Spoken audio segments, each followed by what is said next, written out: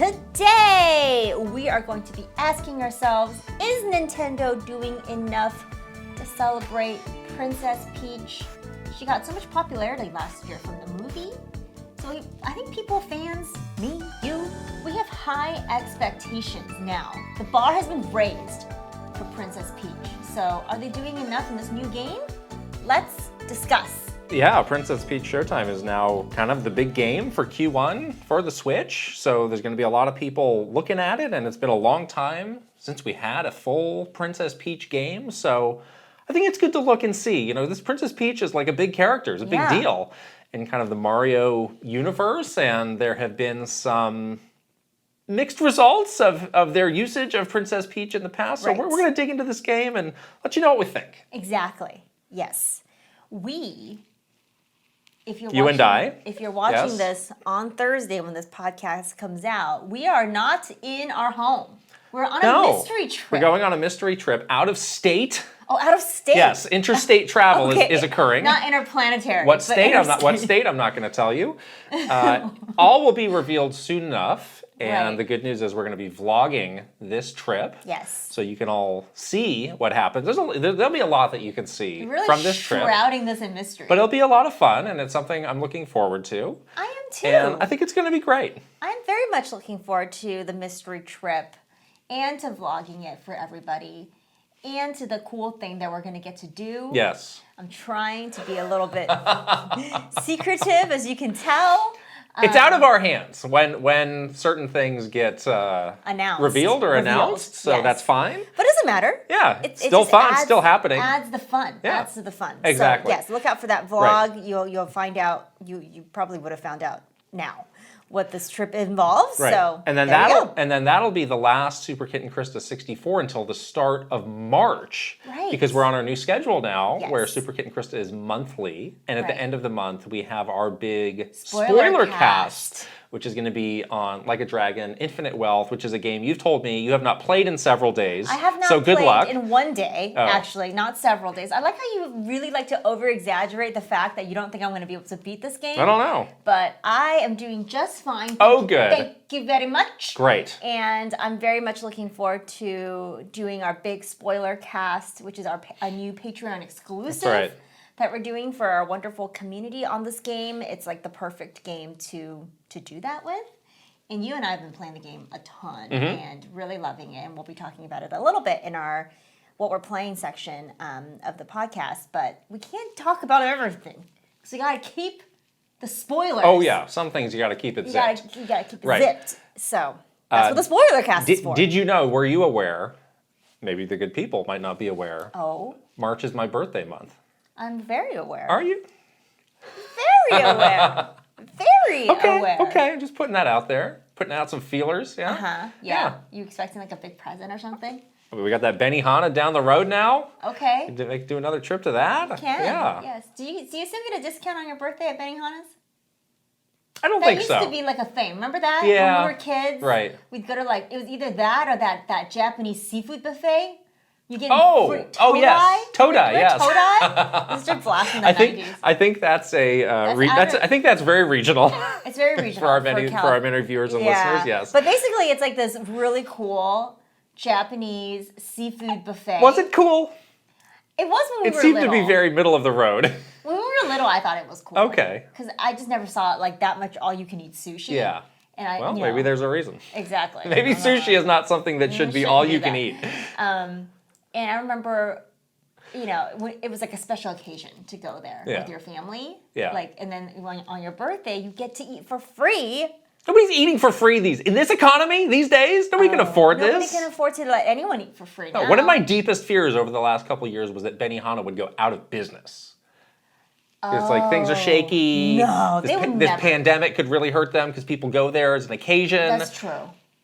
Thank goodness they pulled through. No. At all. The Benihana's here is very busy all the time. Right. The one that is in Japantown in San Francisco that we went by in our Japantown vlog. Bustling. Right. Every day of the week, bustling. Right. I ordered it over the pandemic. I didn't care. Good. I was just eating Benihana. It was great. Yes. Benihana's will remain. Second of all, it's not Benihana's. Bennyhanas. Benihana's. Hey, Benihana's my good friend. Let me tell you something. Old Benny. First name Benny, last name Hanas. Old Benny. We go way back. Come on. Mr. and Mrs. Hanas. Mr. Hana, that's my father's name. Call me Benny. Their son Benny. Anyways.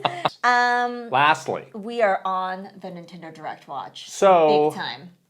Big time. If it happens, so we always record this on a Monday. There is some chance that this Direct could happen around the same time that this podcast comes out. I don't know. Yeah, maybe so. We don't know. The trolling has begun. I've seen people posting last year's Nintendo Direct God. promo. Here it is. It's so bad. It's so bad. Don't do that. I fall for it every time. But some people genuinely get snookered. I fall for it literally every time. Right. I also fall for any sort of fake accounts that pop up that do a really good fake copy. I'm always like, oh, is that it? And then I have to look very carefully at the it's not right. We did that not last year, maybe our first year of doing podcasts. We did a promo for a podcast episode which was about a Nintendo Direct in the style. That's right. Of the Nintendo promo. Did we get some people? People did not like that. People were a little upset by that. We haven't done that since. Yeah. I think people are just so on edge every time one of these things is perhaps about to happen. People are just on edge. Well, yes, but I feel like maybe people are on a less of an edge this time because it's this is potentially a very low stakes Nintendo Direct. If it's if it's clean house, let's clean house before the Switch 2 gets revealed. Exactly. We did our whole episode last week was about this. You guys seem to agree with us too, right. which was fun to read the comments and just kind of hear what everybody else is saying. But yeah, I mean. This one, certainly there is some angst around it as usual because people are just want to have it. They want to watch it. But it does seem to be a little bit more, a little bit less crazy. The angst of the day seems to be around Microsoft, which we'll be talking about in the news. That's true. In some detail. Yes. There's always angst. Yes. There's always drama. That's why we love video games, Angst is like the common cold. You can pass it from one group to the next. Now it's your turn to have it. Cough it into Phil's... Gross. But if it does happen, we'll of course have some other stuff up on that. Yes, exactly. All right, well, let's not delay and get into our Princess Peach Showtime discussion. But first, this episode is sponsored by BetterHelp. Thank you, BetterHelp. Sometimes people think that relationships and friendships are just easy and they just happen out of nowhere. Yeah. Take it from us, who we recently passed 15 years of knowing each other. Whoa. It's not easy. Sometimes there are challenging times. Sometimes there's a lot of work to be put in. That's the thing. To maintain a positive friendship. Mm-hmm. And this is where talking to a BetterHelp therapist can really help. Yeah, exactly. Whether it's, a relationship with your friends, your significant other, somebody at work, anybody in your life, all of these relationships, no matter what they are, take a lot of work. And sometimes you need to be very mindful and proactive about doing that work to maintain solid relationships. So I find it super helpful to have a BetterHelp therapist kind of talk you through some of the stuff. When he bugs me, guess who I talk to, okay? You need a neutral third party to help you with some stuff. But yeah, it's extremely helpful, and it's just a nice way to make sure that you're valuing all the relationships in your life. And it is extremely convenient to use BetterHelp. You do a brief questionnaire to get matched with a licensed therapist, and you can do your meetings with them on audio. You can do them on video. You can even do them just through text. It's very convenient and up to how you want those meetings to be. Mm-hmm. So become your own soulmate, whether you're looking for one or not. Visit BetterHelp.com/KittenKrysta today to get 10% off your first month. That's BetterHelp, HELP.com/KittenKrysta. I'll put the link right over here and also in the description below.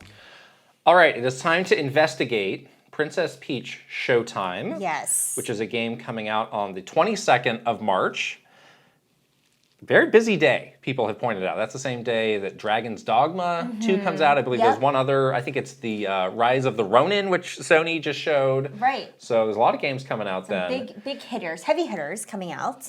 To set a bit of a baseline for this conversation, I think people should know that you are not the biggest Princess Peach fan. I'm not the biggest. Tell us how you feel about Princess I'm Peach. definitely not the big Princess Peach fan because I really feel like this character has been really shortchanged by Nintendo. Like she is such a she could have the potential of being such an interesting character. And I think we really got the first glimpse of what that could be with the Mario movie, which is like in equal parts awesome, but also disappointing because it's like it took this 40 movie, years later. It took a movie that was made by another, another thing, not Nintendo. Like yes, it's co-produced by Nintendo or whatever, but it took this other thing to give this character its fair due, which kind of upsets me, honestly. And so, yeah, based on just the games alone and sort of Princess Peach's character in Nintendo games, I'm not the biggest fan of this character. So, yeah, I feel like she has so much potential. Like, just push it a little bit and we could get something great. We've also seen firsthand how she can often be kind of an afterthought, kind of in the eyes of the developers too. Right. Like, we saw and heard the interviews that the Odyssey team did when they were talking about her role and like, why is she getting kidnapped again? And I think we were a little less than impressed with the responses. We definitely had like real talk with the developers, especially around Odyssey, but even before then about Princess Peach's role and character and characteristics that are sort of put upon her. And it is like a little jarring for us each time when we realize that it's just not something they're thinking about. It's these kinds of things that kind of make her some questionable choices about her character. Like it jumps out at us pretty significantly. But when we bring it up, it's always like, oh, we didn't think that would be an issue. It's like, you didn't think that someone getting kidnapped and forced to marry was going to be an issue? Like, really? Okay. For 40 consecutive years? We are on some different pages. We need to come together in a better way. People love that, right? Yeah. That's what they come for. And maybe it's a cultural, I don't know. I don't know what is sort of kind of getting them in that mindset because they seem like very smart and perspective people. So I'm like, what's the deal? But yeah, it is a very interesting thing, the way that the developer's mindset is about Princess Peach. So. And this is the first dedicated game since Super Princess Peach, which was a DS game in 2005. So we're coming up on 20 years. I was going to say, I didn't realize how long ago. That's longer than I thought. Super to be Princess quite honest. Peach? Did you play this game? I did. Oh, really? I didn't really like it though. Why not? Because it was kind of boring.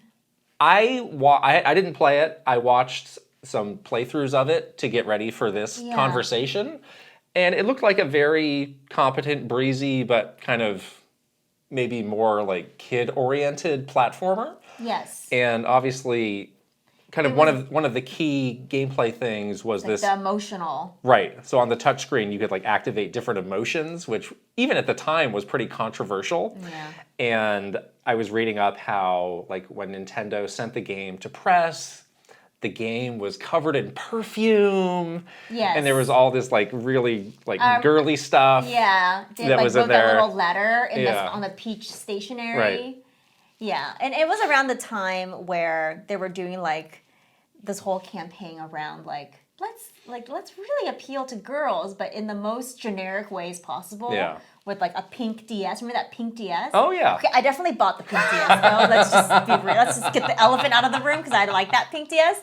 But like, did you have to market it to me in that way? Like, come on, So they were doing like a big push, I think, around that, and that was one of the games that was sort of like around that as well. So yes, it was interesting. And you think about the cast of characters that make up the Mario universe and how many of them have gone on to have their own a game or in the case of some of them, a lot of games. Yeah. Like, Luigi has Luigi's Mansion. Yoshi, Right. I mean, how many Yoshi games have there been? So many I lost games. count. Even Captain Toad Has two of has his own games. and those games are really well regarded. Right. The one that we don't have Locky 2. Where's the Bowser game? Oh, I was gonna say Locky 2 Well, because you love Locky 2. yeah, I do know. love Locky 2. I'm on like a total like villains arc. A so Bowser game could be awesome. I would love a Bowser's game. I would love a Ganondorf game. Like I want the Nintendo villain arc game library. Right. But yeah, Princess Peach. And she's the one who's had a very light touch in terms of being the feature of her own game. She certainly was playable in Mario games. This is where people at Nintendo. Well, she's playable in Smash Brothers. We got they do make that argument. You know, we have these arguments about like we had this conversation at Nintendo about this was a common like E3 prep question. It was like, so if you get asked like who are the female characters in your games, what do we say? And then there's always like crickets. And it was like, well, we have 2 of them who are potentially human. Yeah. We've got a lot of other like creatures and critters and we got some critters. There's Inkling Girl, right in the name, Inkling Girl. What more could you ask for? What is she? I don't know. Don't ask. She's an Inkling, but she's a girl. She's a squid and a kid. Definitely and a kid. Yes. That's a girl. So there you go. But there was always like, they always bring up like Princess Peach and then like Samus, obviously. Right. Because there are questions around representation and whether or not there is a broad sort of array of characters that people can relate to, right? Like you want players to be able to relate to somebody, you know, in your cast of characters, especially in the Mushroom Kingdom, because that's like your main thing. That's like your like main cast of Nintendo, IP and stuff. So to have Princess Peach sort of get a bit of the, not a spotlight and sort of benched, a fair amount is kind of disappointing, honestly. So yeah. Yeah, it's funny that the same company that can do Samus, which is like the complete opposite of, the usage of that character, can also do this. Right. But it is a really great opportunity for them to have this character that is well loved, that you think, wow, they really have only done the tip of the iceberg of what is possible with this character, because she is iconic, she is culturally, every Halloween there's like a half dozen big celebrities who are dressed as Princess Peach. Mm-hmm. It's not like you have to do a lot of work to get the awareness up for Princess Peach, especially after the movie. So that does feel like maybe we could go into a new era where she really does have a great series of games of her own that live up to what this character deserves. And give us like backstory. Tell us more about who she is. She has so much potential of having a rich backstory, and yet, for 40 years we've only seen her in one facet, which is her being kidnapped all the time, So again, I think the movie gave us a little bit of a taste of what that could be. And so I think this is a great time for Nintendo to like step up and finally do this, because they have the perfect like foundation set from the movie last year. So hopefully this game can live up to those high expectations. So the main hook of this game is that she can do these transformations, and there's like, I don't know, eight or so that they've revealed so far. So let's just go through what each of these are. So there is Sword Fighter Peach, where she's in this kind of Three Musketeers outfit. Got the sword there, seems more action-oriented. There is, how do you say this? Patisserie? Patissiere? Oh, patissiere. Like baking Peach? Yeah, cookie. This is very much like a Peachette kind of look. Yeah. Do they dare delve into this? Oh boy, yeah. Just holding like, I'm sure the cookies are gonna look fantastic. Oh, they do. I mean, even in this artwork here, look at this little like jelly thing on top. That looks so good. Always looks so. Nintendo cakes and desserts always look so delicious. Now on their website, they do have a little blurb about what each of these are, and this one I was slightly concerned at because it was like make the pastry in the allotted time, and it's like this is some sort of very mini game heavy assembly sort of thing. Right. We have Kung Fu Peach. Defend the school with artful jabs, kicks, and jumps. As a disciplined Kung Fu master, send foes flying with strength and balance. Okay. We have Detective Peach, which looks fun. Don your sleuthing cap to question locals, uncover clues, and solve a classic whodunit mystery as a clever detective. Okay. We have Ninja Peach.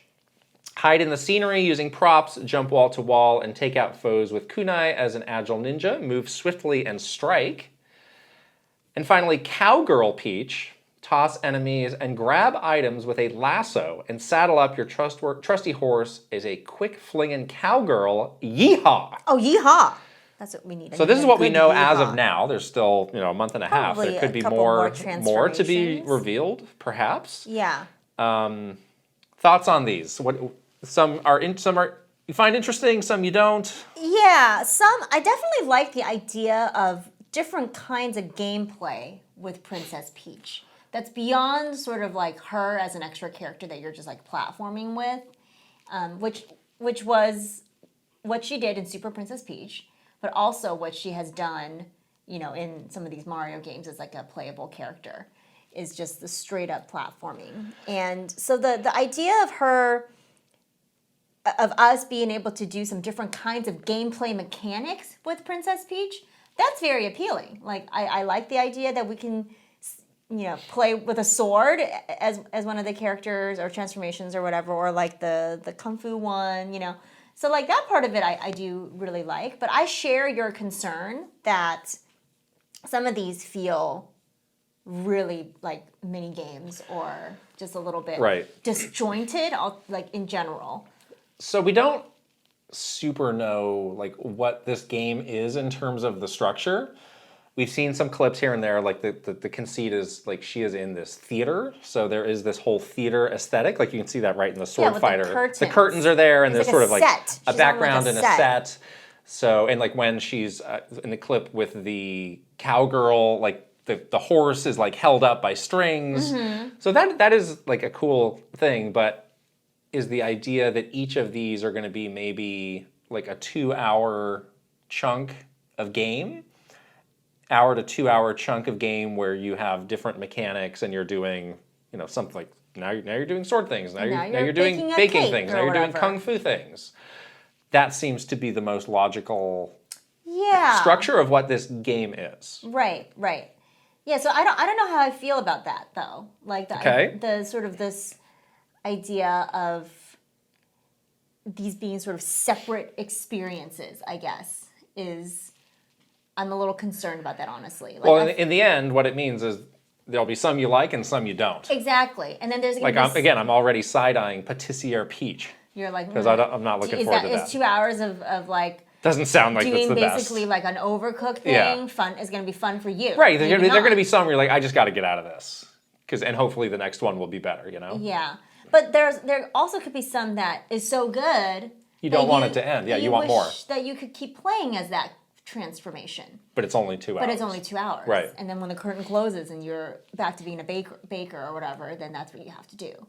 So this idea of it not like kind of flowing. Well, we don't know if that's true or not, honestly. But if if the idea is that it doesn't sort of these transformations don't flow across the entirety of the game, like I think that would be, it could cause some of these disappointments throughout, right? Like whether you don't like one of them or you like it so much that you don't get to play it for very long or so on and so forth. It could make for a short game too, because there's 6 of these, and if we're talking about 1 to 2 hours, like are we even cracking a 10-hour game? I'm not the guy who's pushing for the longest games ever, but you do want there to be something to it, something substantial to it. Yeah. It does. On the flip side, though, it does show that maybe there's a good amount of effort put into this game because you have to make unique mechanics for all of these, unique look for her in each of these, unique animations and stuff. So I think that potentially bodes well. Of like, look, we had to do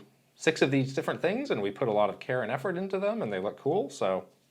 Yeah, that's true. Yeah, that's the part that I'm excited about, is that there does seem to be such a huge variety of gameplay mechanics that we've never been able to do before with Princess Peach. Right. So that part of it is really cool. I think that does sound like fun, and I'm sure that a lot of these transformations are going to be fun to play. I'm sure that it will be. So that part of it, I think it does show sort of effort. The other part about this whole like this is just a stage play kind of thing.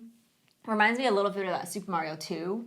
You know, where like all of it is like a lot of the Mario games kind of have like that, right. this idea of it being like none of this is real. Yeah. But on the flip side of that, like I can see where they're taking some inspiration from like classic Mario games. But on the flip side of that, it's like, oh, another opportunity to not talk about Princess Peach's character because she's just in a play and it's not like real. Because I do think people want to just know about Princess Peach. I definitely do. So it's like, oh, so I guess we probably won't get a lot of like character stuff. Just, you know, she's in a play and she's like dressing up as these, she's acting, you know, as these characters, and that's probably the crux of it, you know? I do also wonder, so you have sword fighter, kung fu, and ninja.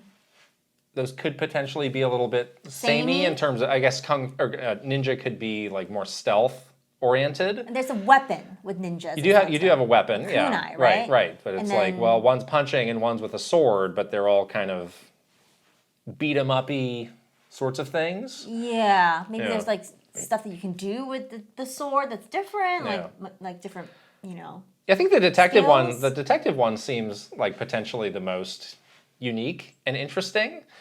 I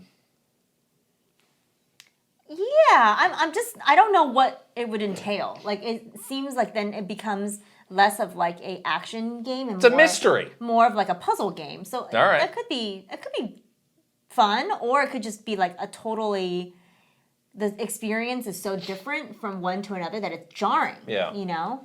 Cowgirl Peach, Cowgirl anything is very popular now because of the Barbie movie. Oh. It is like the biggest thing ever. This whole like cowgirl aesthetic, I think, is like super in. So she's that going for her. Mm-hmm. Like trendy. Yeah.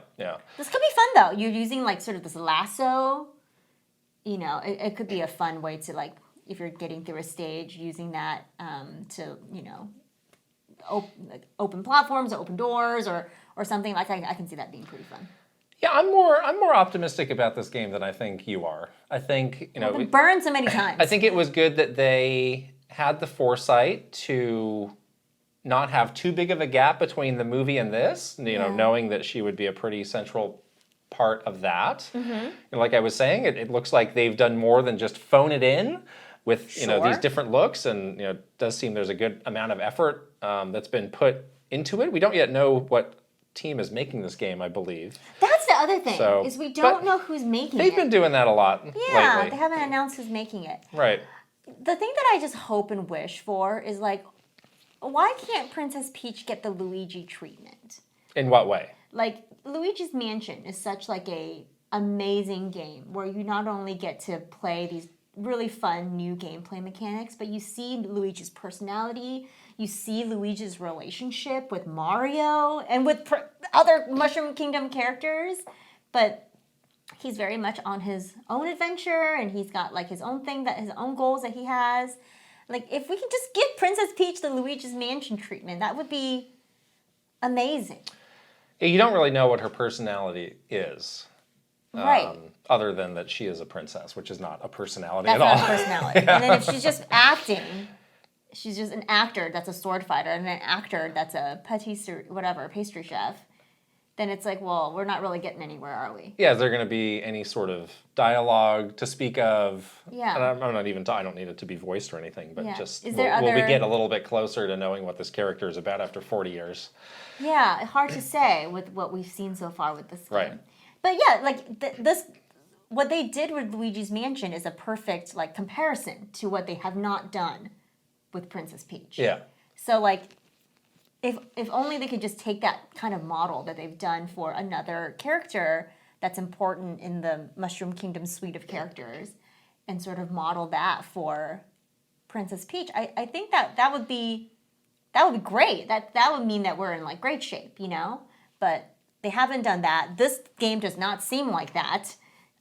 It seems fun, and there's some interesting stuff that they're doing, but it's not what that is. So that's what you would. That was going to be my next question. What do you want? That's what I would want out of a game for this. Okay. Yeah, that's what I would want. Okay. I feel like that's very reasonable. Like a real standalone, like character-based sort of thing. Yeah. Where we can get at what this character is. Exactly. Exactly. So, and something that is like uniquely, her. Yeah. Right? Yeah. All right. That's fair. That's what I would like. I think a lot of people would like that, honestly. We had to ask our Patreon subscribers what they thought, and we did a little poll. 42% of people said, the game looks great and I am excited to play it. Okay. 36% said, I'll wait for reviews to make my decision, always a wise approach. 10% said, I'm not impressed with what I've seen so far. And 11% said, I'm just not interested in this game. What is your prediction on the Metacritic score for this? Oh, yeah. It's definitely like low 70s. That's what I think too. Too. Like a 72 or something feels So you're locking feels in, right. locking in a 72? I'm not locking in anything. I'm just giving you some thoughts on this just talking here. I think well, what's yours? I think it's going to be low on the lower end as well. Yeah. I think that it's going to be around 71. I was thinking like, oh my god, could it dip below 70? Then I was like, nah, a Nintendo game probably be okay. I think it could. I think it could dip into high 60? Definitely could. Yeah. Oh wow. Yeah. But this is again where like the review scale can get misconstrued. Right. Because like I was like, well, 10 out of 10 is like Elden Ring and it's the biggest game ever and it'll challenge your blah, blah, blah. And it's like, that's not what this game is setting out to do. Right. It's setting out to accomplish something different, and clearly the audience is far more casual, and those games are not going to get 10s out of 10s. So Doesn't have to be that way though. Give us the Elden Ring Princess Peach 10 out of 10 game. Why not? That'd be fantastic. Elden Ring starring Princess Peach. That's what Good. people want. Great. I'm going to say 71 All right. is my guess. We could take the Price is Right approach with, if you with bust. my score here. Yeah, if you're over, then you bust, right? Yeah. To read some comments, Callie says, if I could, I'd vote for the first and third options simultaneously. I'm absolutely going to play it, and I'm very sure I'll enjoy it. But at the same time, there's nothing about the game that has really wowed me so far, and I don't have much of an idea at all about what the natural gameplay loop will be and how it will feel to play. So I'm going to be buying the game out of sheer curiosity about how Nintendo will handle a Peach game in this era, and because I trust that they're going to get this right, instead of because of what's been shown so far. Ooh. All right, there's a lot of trust being placed. Yes. By Callie here. Sylph Limited says, based on the way they have shown it off so far, I have a feeling that it's been designed to be more so for kids rather than all ages, unlike most other Nintendo games. I do think it's important to have games for that demographic, but it would be a bit disappointing if that's what Nintendo felt a Princess Peach game had to be to succeed. I hope I'm wrong, but I'll have to wait for reviews to see if it's something I'd enjoy before I decide to purchase or not. Okay. Next is Juji Fruit. Reviews don't matter very much to me in general, but I think even if this game were panned, I'd still want to get it. The price might make me wait for it a bit.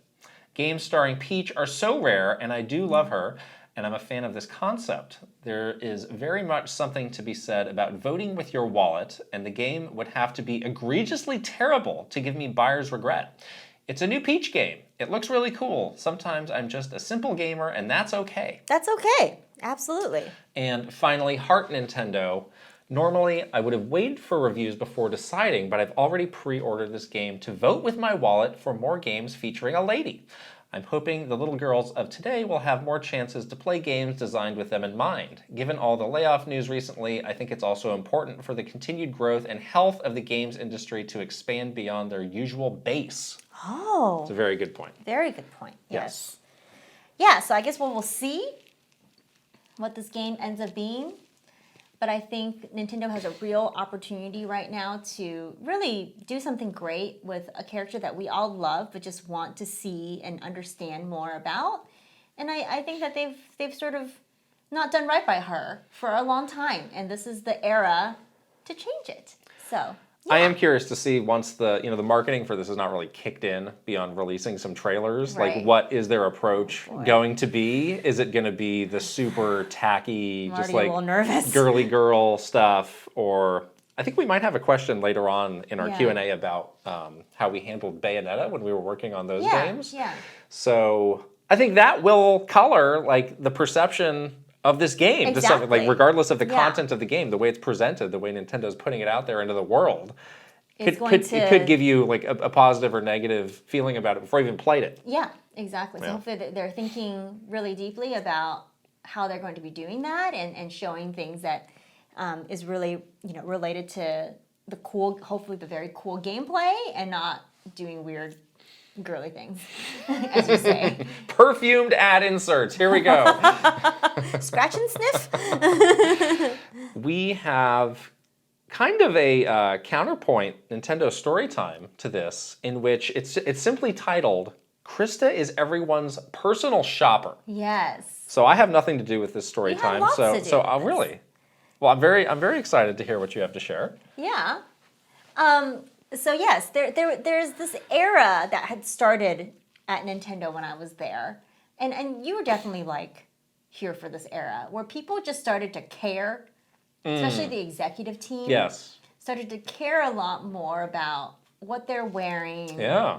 How they would show up at big stage shows like E3 press conferences or to the TGAs, or there was like this sort of industry-wide, I think, like shift around not looking schlubby. And Thanks, Jay Allard. yeah, I think there's like this thing that happened, like, around, what would you say, like 2000. Yeah, I think I know what you mean. I mean, 10-ish, there was the just tens. a lot more stuff that was on camera, so people were getting seen more. Yeah. And I think they were also seeing kind of what the Other peers in the industry were doing, people. which honestly at the time wasn't always a lot. It was the blazer and game shirt kind of combo. Yes. But yeah, I think there was a bit more interest around that. And I mean, certainly on our team, like there was also like, they're like, oh, we're going shopping for the E3 outfits. Yeah, we used to have like what an are we annual doing? trip. Like you would go shopping with our old boss and get some clothes. Yeah, not just me. Some new clothes. It was a like big group, me right? and a big group of people from work would go together. And so, yeah, it just became this really big deal where people cared about what they were wearing and started to care a lot more about how the executives were like seen, like just by their like fashion sense, how that's perceived. And it was sort of at odds with a lot of people at Nintendo who were very like, they're not watching like the fall New York Fashion Week runway shows, and they were not like, Right. plugged into Right. current fashion trends. I mean, you don't have to be, obviously, but they just didn't know. And I think they didn't know what to do, but they knew they had to do something because everybody around them was getting into like fashion or just being more aware of what they were wearing on stage or in front of the camera, like you were saying, or during interviews and during big shows like E3. So they became very like at a loss, I would say, about like what to do, But so somehow, I don't know how, but somehow I became the person that people would come to, and I literally became everybody's personal shopper. I had to do like a ridiculous errand one time. We were in New York, and Reggie was going to go on, I think it was like CNBC or some kind of like on broadcast television thing. And I was asked to go and purchase new clothes for him. I was like, wait, what? Are you serious? They're like, yeah, he doesn't have the right clothes. Like, we really want to make sure that he's looking like fantastic on this like big broadcast opportunity. So he literally gave me his like size in shirts, and I went to go And his credit card. And his credit card. I should have bought more stuff for me. But like, I honestly don't know how to buy men's shirts. Like that's a the measurement. It's one is for the your neck and one is for the arm. And then there's a cuff size, I believe, too. Okay. I'm not buying those shirts. That's too fancy for me. And Cuff size? They were really expensive. Sure. It was like a nice like tailor. That's what he wanted. Yeah. Kind of place. Okay. And he was like, you pick out, like the color and style that you think would look nice on camera, and like, yeah, like bring it and we can try it on or something. I was like, okay. So yeah, I had to like run around New York City like one afternoon, and like I was like that girl from like The Devil Wears Prada with like the many bags. All the bags and stuff. Yeah, you know, like or like I was like a personal assistant basically. Like I need to get your shirts and stuff, and yeah, I remember like it was a very particular thing. Like it became like, so that was one instance, and then there's another instance where it was like leading up to an E3, and it was also the year that we had all those Uniqlo shirts come out. Oh yes, and yes. the year with the Vans. I think those were 2 separate years. Okay, maybe I'm mixing them up because it was one year with the Uniqlo shirts, and then maybe like the next year was Vans. I believe so. I believe that's right. Then I had to do it for both. Yes, years. we had our first big series with Uniqlo. Yeah. Which was some really nice Beautiful. shirts. I still have and they some of came those out shirts. right before E3. And then there was the same thing with Vans where they came out with their line just before. And that became like, well clearly we're gonna wear this. Yeah, but how At E3, are we gonna wear who's it? Who's gonna wear what? Don't wear the same thing. But then I had to be the one to put together like a lookbook for people, basically. So I was like doing literally that. Like it was like a real life like style savvy, where I had to put together like, okay, Doug is wearing this Uniqlo shirt or like whatever, and with like this color blazer or this color jacket, and like these pants, and then like so and so is gonna wear this one. It was ridiculous. And it was like a Tetrising of the different kinds of shirts and the things. But yeah, it became like a huge... And then we had to do it again the following year for Vans. Like so-and-so is going to get these shoes. And I had to get it too. I had to go and like buy it I remember everybody. that was the year of the Breath of the Wild booth. Yes. Because I remember I took that picture because I'm wearing the Zelda shoes. Right. And I have not worn those shoes since. They're pristine. I am making those shoes last. Oh. Because it's sad when it's like, oh, well, I had to throw those away because I wore them every day, and then now they're just gone. That's a bummer. So when do you ever wear them? I don't. I have all of those. I have the Vans. I have also those with Puma. Was that the one? Yeah, I have the They did all those Mario shoes Those are and the nice. Animal Crossing shoes. are I have nice. those in the box still. Those are worth money I remember now. I Those wore are worth those. big I wore money those now. indoor for some photo shoot that we did, and I was like, Yeah. I'm never wearing these again. They were nice. Yeah. I gave a lot of mine to, like, there was a lot, they sent me, like, huge box, and I was, like, giving it away to people on our team. Really? Yeah, because wow. they were so nice. Right. But yeah, that was also, like, part of this shopping era. It's like, then we had these partnerships with these fashion brands. Yeah. We had Levi's, there was Puma, there was Uniqlo, Right. there was Vans. So then it became a whole, like, we got to get these things, and everyone has to, we need to make sure that they're pairing it with the right outfits, all this stuff. And then again, my job. How did it become my job? Like, I had to do it. I remember I went with you, it was in New York, to return some stuff. That I think, yeah. was that the year you were getting that stuff for Reggie? Yeah, It's like, yeah. let's just go to this. Well, because I had to buy him like 7 to 8 options, Right. and he picked he needed one like one or option. two, yeah. Yeah, so I like bought him like a lot of different kinds, different Yeah. styles, and then he like picked the one. He's like, okay, this is the one I think I want to keep that one. But then I had to bring the rest of them back and get it and return it. I made you come with me though, because I was like, I'm not doing this again. Like, this is ridiculous. I had like walking around New York City in the cold. Garment bags everywhere. Garment bags. Yeah. I was like I went to all these different stores to return the ones I didn't want. Yeah, how did this happen to me? I don't know. You're very stylish. You think so? Yeah. I like clothes. I mean, there weren't a lot of options in that office, let's be honest. I feel like Doug is very well dressed on his own. He is very well dressed, So absolutely, he's one of the ones I didn't He really didn't have need to he didn't need a lot help. of help, yeah. But I had to help a lot of other people. Yeah. Mm-hmm. And then that was the big shopping trip was like, okay, everybody, like, let's help each other pick out the E3 clothes. And that was always a big deal. And you have to have your outfits all done. It became a big thing. There were a lot of people, some on our team, who just, I think this is for like older men, you just hit like a year where it's like, I'm not changing my look anymore. Like, this is it, I'm locking this in.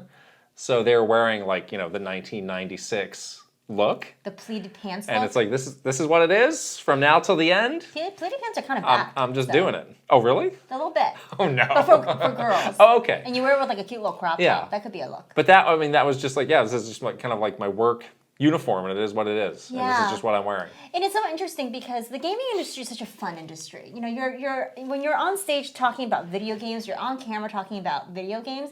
It is kind of a weird thing for you to be like in the stodgy outfit. Right. Like, do you really want to dress like a Wall Street broker talking about like the latest game mechanic? That's why you wear the t-shirt and the blazer. You can do both, you see. Oh my God, the t-shirt blazer look has to go. I just have to say that. That is just, whoever invented that, I have words with you. I need to tell you something. It was at one point iconic. Again, I really do blame Jay Allard for a lot of this because he came out and he had some great looks. Like he had like the blazer with like the hoodie sewn into it. Oh, and this was like 2005 or something. Yeah, like this was ahead of its time. And we did work with some people who came from Microsoft, and I was just so fascinated by Jay Allard because he was like this really schlubby guy. Yeah. And then they boom like transformed him. They gave him a makeover into like and I was like, how did this happen? They're like, oh, we totally gave him this makeover. Yeah, it's like and he got like a personal trainer, and they gave him this new look. It's basically like what happened in The Princess Diaries, where but you like have the whole makeover, like a rom-com makeover. But it's like we've worked in a company for a long time and have seen higher levels of a company. It's like, does that really happen? It did happen for him. It didn't happen. But at imagine Nintendo. that happening to anybody at Nintendo. Oh, there was one person at NCL that this happened to. Oh.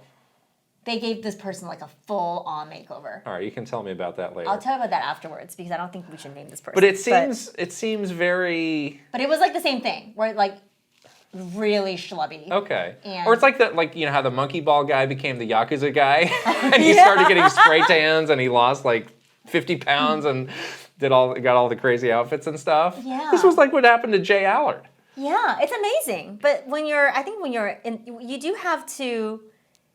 I'm not saying that like all the surface level stuff is like the most important thing, but you do want to present yourself in a positive way, especially when you're the CEO of a huge company. You want to make sure that you're looking and feeling good, and that is a big part of clothes, you know, to make you feel confident. And you're out there, you know, you have to be on stage and be on TV and all that stuff, like. You do have to like care a little bit, you know. So that part, I was happy to help, but it's like you kind of have a responsibility to care a little bit about it. So true. Yeah. Now we can just be schlubby here, and who cares? For the record, you were never my personal shopper. I was never. Yeah. You were never asked, and you never will be. I won't be. For the record, let's set it straight. I buy you clothes for Christmas. You're wearing one of the shirts right now. That's right. Look at that. This great Street Fighter shirt. I pretend to buy you things that I think you would like, but it's really just I want you to replace stuff that I don't like. Maybe don't wear this shirt again. All right. Let's get into. We have a mega news section again. The news is really kicking off this year. First, though, we have another sponsor. This episode is sponsored by Factor. We have coming up this weekend. Oh boy. The big game, which I will not be naming for legal reasons. But my plan is to heat up Factor. The halftime Factor meal. 2 minutes in the microwave, and you're ready to go. I cannot miss a second. My team is playing in the big game. I cannot miss a second by getting caught up in some like, oh, I'm gonna go get this food and drive back, or I'm cooking. Like, no. I need it to be ready. This is where the Factor comes in. And you know what's really nice is that the meals are, you know, dietitian approved and chef crafted. So at least while you're like gorging on junk food and stuff, like you can get like a good meal in. True. Yes, these are delicious, ready to eat meals. There are over 35 different options to choose from every week with all sorts of add-ons that you can get, and they are ready in about 2 minutes. Yes. Which again is gonna be perfect for me this weekend. I love it. You can even get a smoothie and just drink that if you really need to feel well. They have snacks, smoothies. I like the juices. They sent us some of those a while back. Those were excellent. So tasty. I think I'm gonna have a great Sunday. You are. You're gonna be healthy and energized. Regardless of the outcome, I'm gonna feel great. The outcome. Due to this. Nerves. Don't text me Sunday night unless you know what happened. Okay. So, head to factormeals.com/KitandKrysta50 and use code KitandKrysta50 to get 50% off your first box and 2 free wellness shots per box while subscription is active. That's code KittenKrysta50at factormeals.com/KittenKrysta to get 50% off your first box and 2 free wellness shots per box while subscription is active. Awesome. We're going to put the link right over here and also in the description below. All right. Phew. Let's get into the news. We have the Sony State of Play up first, and there was a lot of stuff here. I've jotted down some notes. Why don't you just stop me if you want to comment on any of these here. So, Stellar Blade is out on April 26th. Yes. I have my doubts about whether this game will be good or not, but it is the clear Bodhi frontrunner. Oh my gosh. For the year. Yes. Will be hard to unseat. Ha ha ha. Do you agree? We were watching the State of Play together. And there were some moments where I was like, whoa. Whoa. I was on the edge of my seat at moments. Whoa. Yes. I saw a lot of stuff. It was a wow moment, that trailer. I saw a lot of stuff. A lot of things were bared. It was a lot of stuff. Right. It's got that going for it. This reminded me very much of like a PS3 type of game where it's like we got this kind of middle of the road action game. It has a Bayonetta feel to it a little bit. A little bit. Yeah. Some of the movements. I'm not expecting it to be as good as a Bayonetta, but they've been talking about this game for a long time. This was a really long trailer. I don't know why Sony is so. I think they opened the show with this as well. So, but it's been in a lot of these. It's very. And this was a long trailer. I don't know what Sony's big push for this game is all about, but hey. Yeah. Bodhi Self. Now how do we say it? Sonic Cross Shadow? Is that how they do it? Times Shadow? Sonic X Shadow Generations out this fall.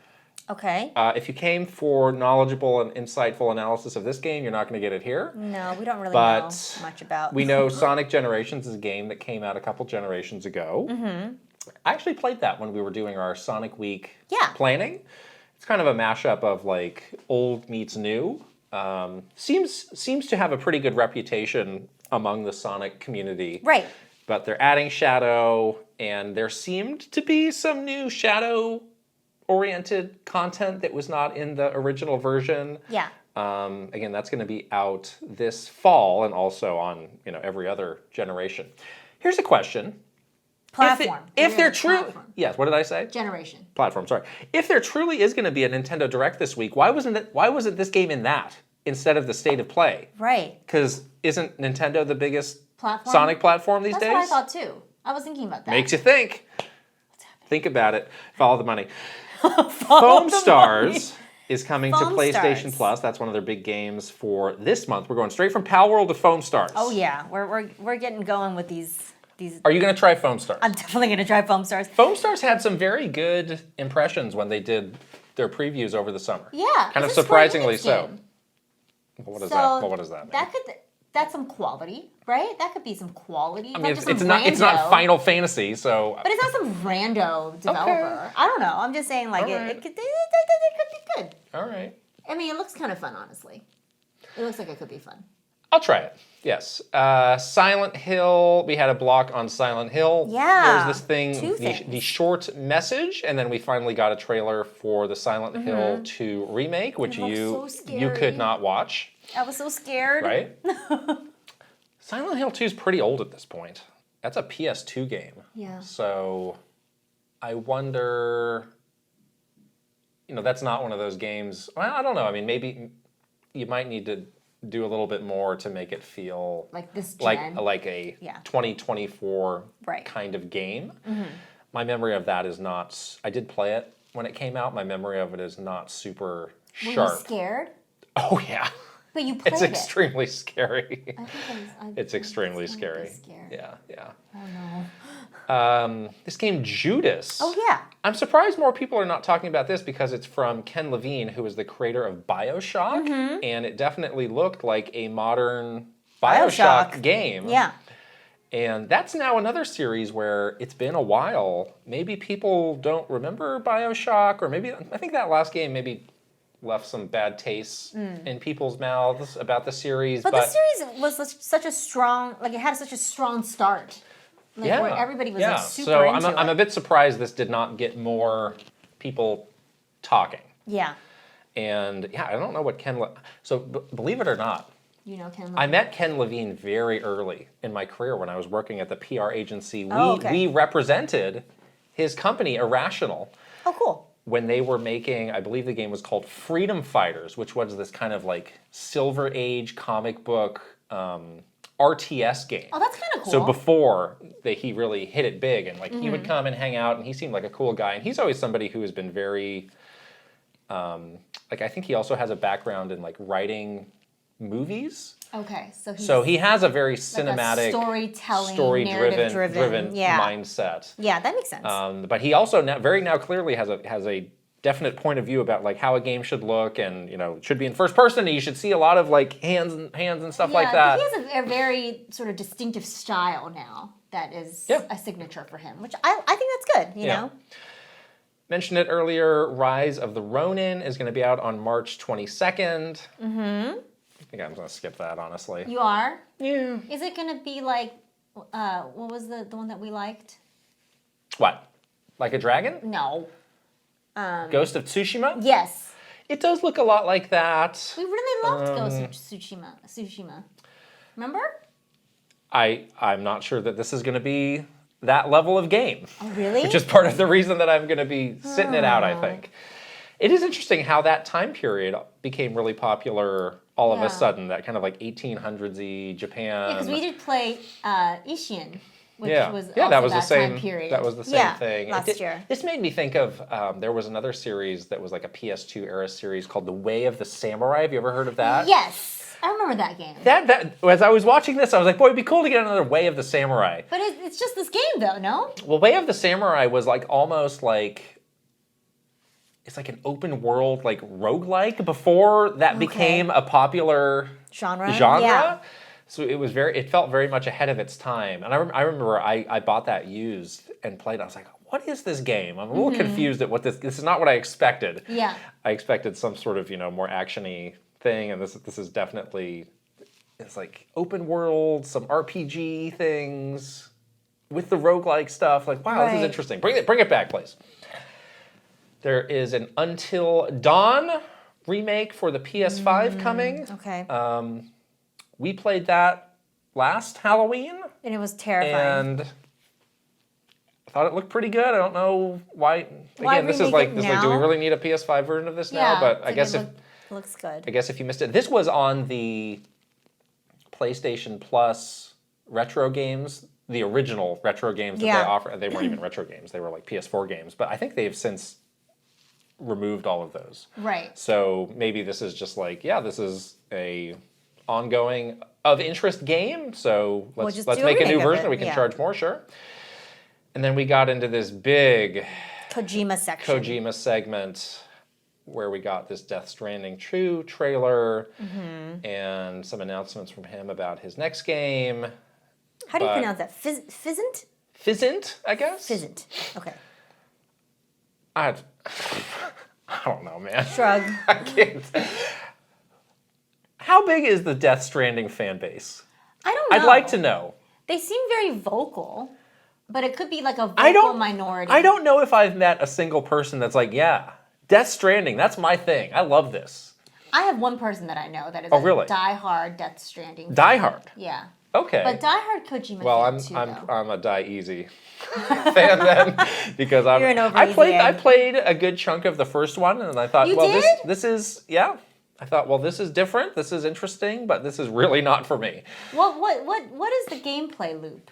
I've never played this game. So you were like, so weird. you were like this personal, this futuristic, like transporter of like loading this stuff up, like in this future backpack, and like walking through these. I mean, the scenery is beautiful. Like that is what brought me in. I was like, I want to see these vistas. Okay. And they were killer vistas. Okay. But it was just a very strange style of gameplay, and the story is just beyond nonsense, unhinged. Why is the baby in a I don't know. That was when I started to tap out, was when there was a lot of that stuff, and it just got too weird for me. Okay. So then you didn't click with the gameplay or the story, really. Not really. But the look of it was nice. It looked really nice. I just don't know. So I mean, he is one of the biggest names in games. Yeah. And had this great run with Metal Gear, which started to get pretty weird along the way. Yeah. But still was seen as like one of the big franchises in gaming. And now he's left Konami and he's doing his own thing. And his games are still presented as, look at our industry. This is the best and brightest of what we can do. Mm-hmm. But I feel like these games are just nonsense. So it's like, I think there's a mismatch of how these games are being positioned versus who they are actually for. Yeah, there's something that he's doing that I do kind of respect, which is like this trying to make video games into this like very high art form kind of thing. Like he certainly has.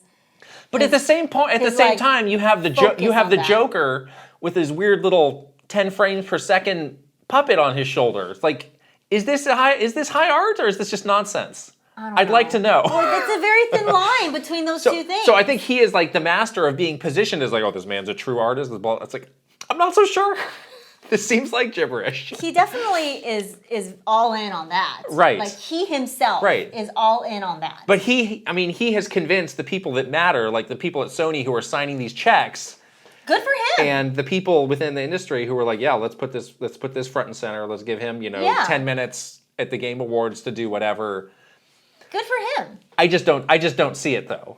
And it's like I can't believe that Death Stranding 2 is going to be like topping the sales charts. It seems extremely niche to me. Yeah, what were the sales of Death Stranding 1? Extremely niche. Really? Do we have So numbers? at what point does I get that it's like a prestige project. It's great to have his name. That's what it is. He it's seems a prestige project. with this other project. Fizzent? So you can tell they really hooked him in because they're like, hey, we got a movie studio, we got a record label. Mm-hmm. You can really go crazy. Entertainment, right? And he's doing that other project with Microsoft Jordan Peele, right? later. Yeah. So this other project, Fizzent, the quote was that this will transcend the barriers between film and games. That's what I'm saying. That's what he's doing. This high art stuff. He's in on this. He has convinced people to be in on with him. I'm just out on this stuff. I'm just out. I know that Death Stranding did not resonate with me. I'm really scared of the sort of the horror game, the door game was announced. Yeah. That doesn't seem like a game that we saw nothing of. Yeah, except for like Jordan Peele on stage at the Game Awards. Like that one looked like I'm not playing a horror game like that. He's clearly very talented at making games. Yeah. But I think he might need somebody. It's like you and I are great because we can give each other reality checks, Yeah. I think he needs somebody who can give him a reality check. But does he need one? Bro. When he just are you serious with this Joker and this little puppet? But he's like making tons of money, I'm sure. He has built this reputation for himself that people are buying into. Yeah. So I don't think he needs a reality check because he's doing it. It might not be for everybody, but he certainly convinced the people that matter that it matters. So, my point is, I'm not good for you. I'm not mad about it. I just don't get it. I'm just confused. And like for this to be the closer, like they had like some 12-minute closer that's all the Kojima segment to end. What was a very good state of play, I thought. I was like, is this really like getting people hyped at the end of this thing? Prestige to go project. Buy a PlayStation, or is it just like what the heck just happened? This is HBO Sunday night. You might not get it. You might not get it, but people think it's a big. People can get Game of Thrones. You might not get that's serving both sides. You get like White Lotus, like people don't some. The other thing that's hilarious is that Fizzent is a stealth action game. So it's Metal Gear. Is it? But not action espionage. Oh, not action espionage. Espionage, whatever they made up to call Metal Gear. Stealth action. Yeah. Oh boy. Okay. Yeah, I mean, I'm not. It's not for me. But Konami, what are you gonna do? I respect that he has done this for himself. Like that is, I respect that. I think it's pretty cool that he's able to convince people of all of this, but it's not for me. I just again, I'm very low chance I play these games, but it will be interesting to see how they play out, and how many people stay along for the ride versus how many people kind of end up like me and are like, this is getting too out there. Milk it for as long as it's worth. This is getting too out is there. What it is. Right, but he is the master of that. he is the master of convincing people that he's got it all figured out. That is what I'm saying. This is a work of genius, and if you don't get it, you're a fool. You are a loser. You're a simpleton. Yeah, that's what I'm saying. And Right. you know what? Good for him for doing that. But if there are people that are truly like diehard Death Stranding fans, can you guys explain to us in the comments why you like the game and like what is it about these games that really draw you in? Because I'm genuinely The curious. game definitely has a vibe at points where like you're out in this beautiful setting and the music is playing Yeah. and you're getting across it High and you're art. like, okay, I like this. But there's just too many like 30-minute cutscenes with gibberish in between those moments I see. for it to make sense for me or to keep me interested. Yeah. Yes. Yeah. Okay. Well, people that love Death Stranding, people that love playing that game, tell us why you love it. I want Yes, to know. please. It's time for the Palworld update, the weekly Palworld update. Oh my God, the number just keeps getting bigger and bigger. So we were wondering if the Palworld phenomena might be losing steam. No, it's not. And shortly after we started to think this, they came out with, boom, a big number. Yeah. So they and Microsoft came out in conjunction. Mm-hmm. So for starters, Xbox came out to say that Palworld has been played by more than 7 million players on Xbox and is the biggest third-party launch in Game Pass history. Wow. I said wow. Wow.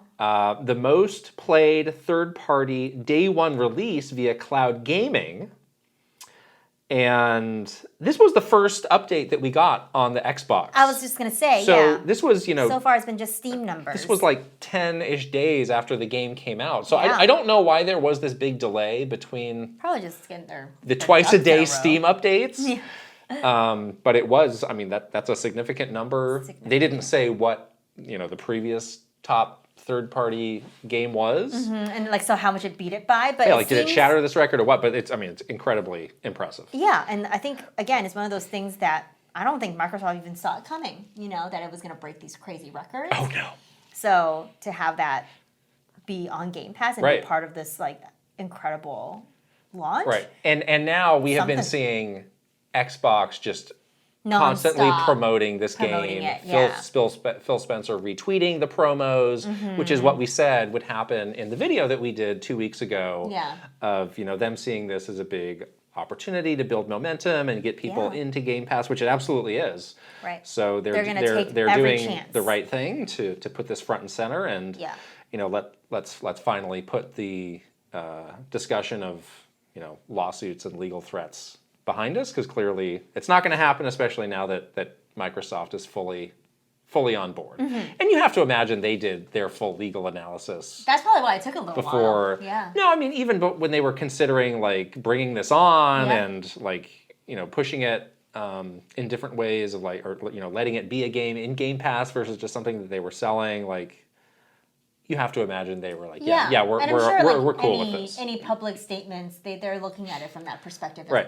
as well, because once you're out there publicly, giving numbers and supporting it and being very vocal about it, like that is a signal that they feel like it's safe for them to talk about this. So then Palworld came out and said that now their total number of players when you combine Oh my Steam and gosh. Xbox is 19 million. That's so incredible. So that puts them at 12 million. I mean, this was also like half a week ago, so who knows? They're Could definitely be over more- 20 now. More now. We will continue to prioritize fixing bugs. Thank you for your continued support. Yes, I love that update. Bugs. Yes, thank you. We have both. We'll talk about it a little bit more in our games we're playing segment, but we have both continued to play Palworld. Yeah. So it definitely is not like a flash in the pan. No, it has some staying power. staying power. Yeah, very much so. Right. All right. This all right. next thing that you are dying to talk about. This Xbox.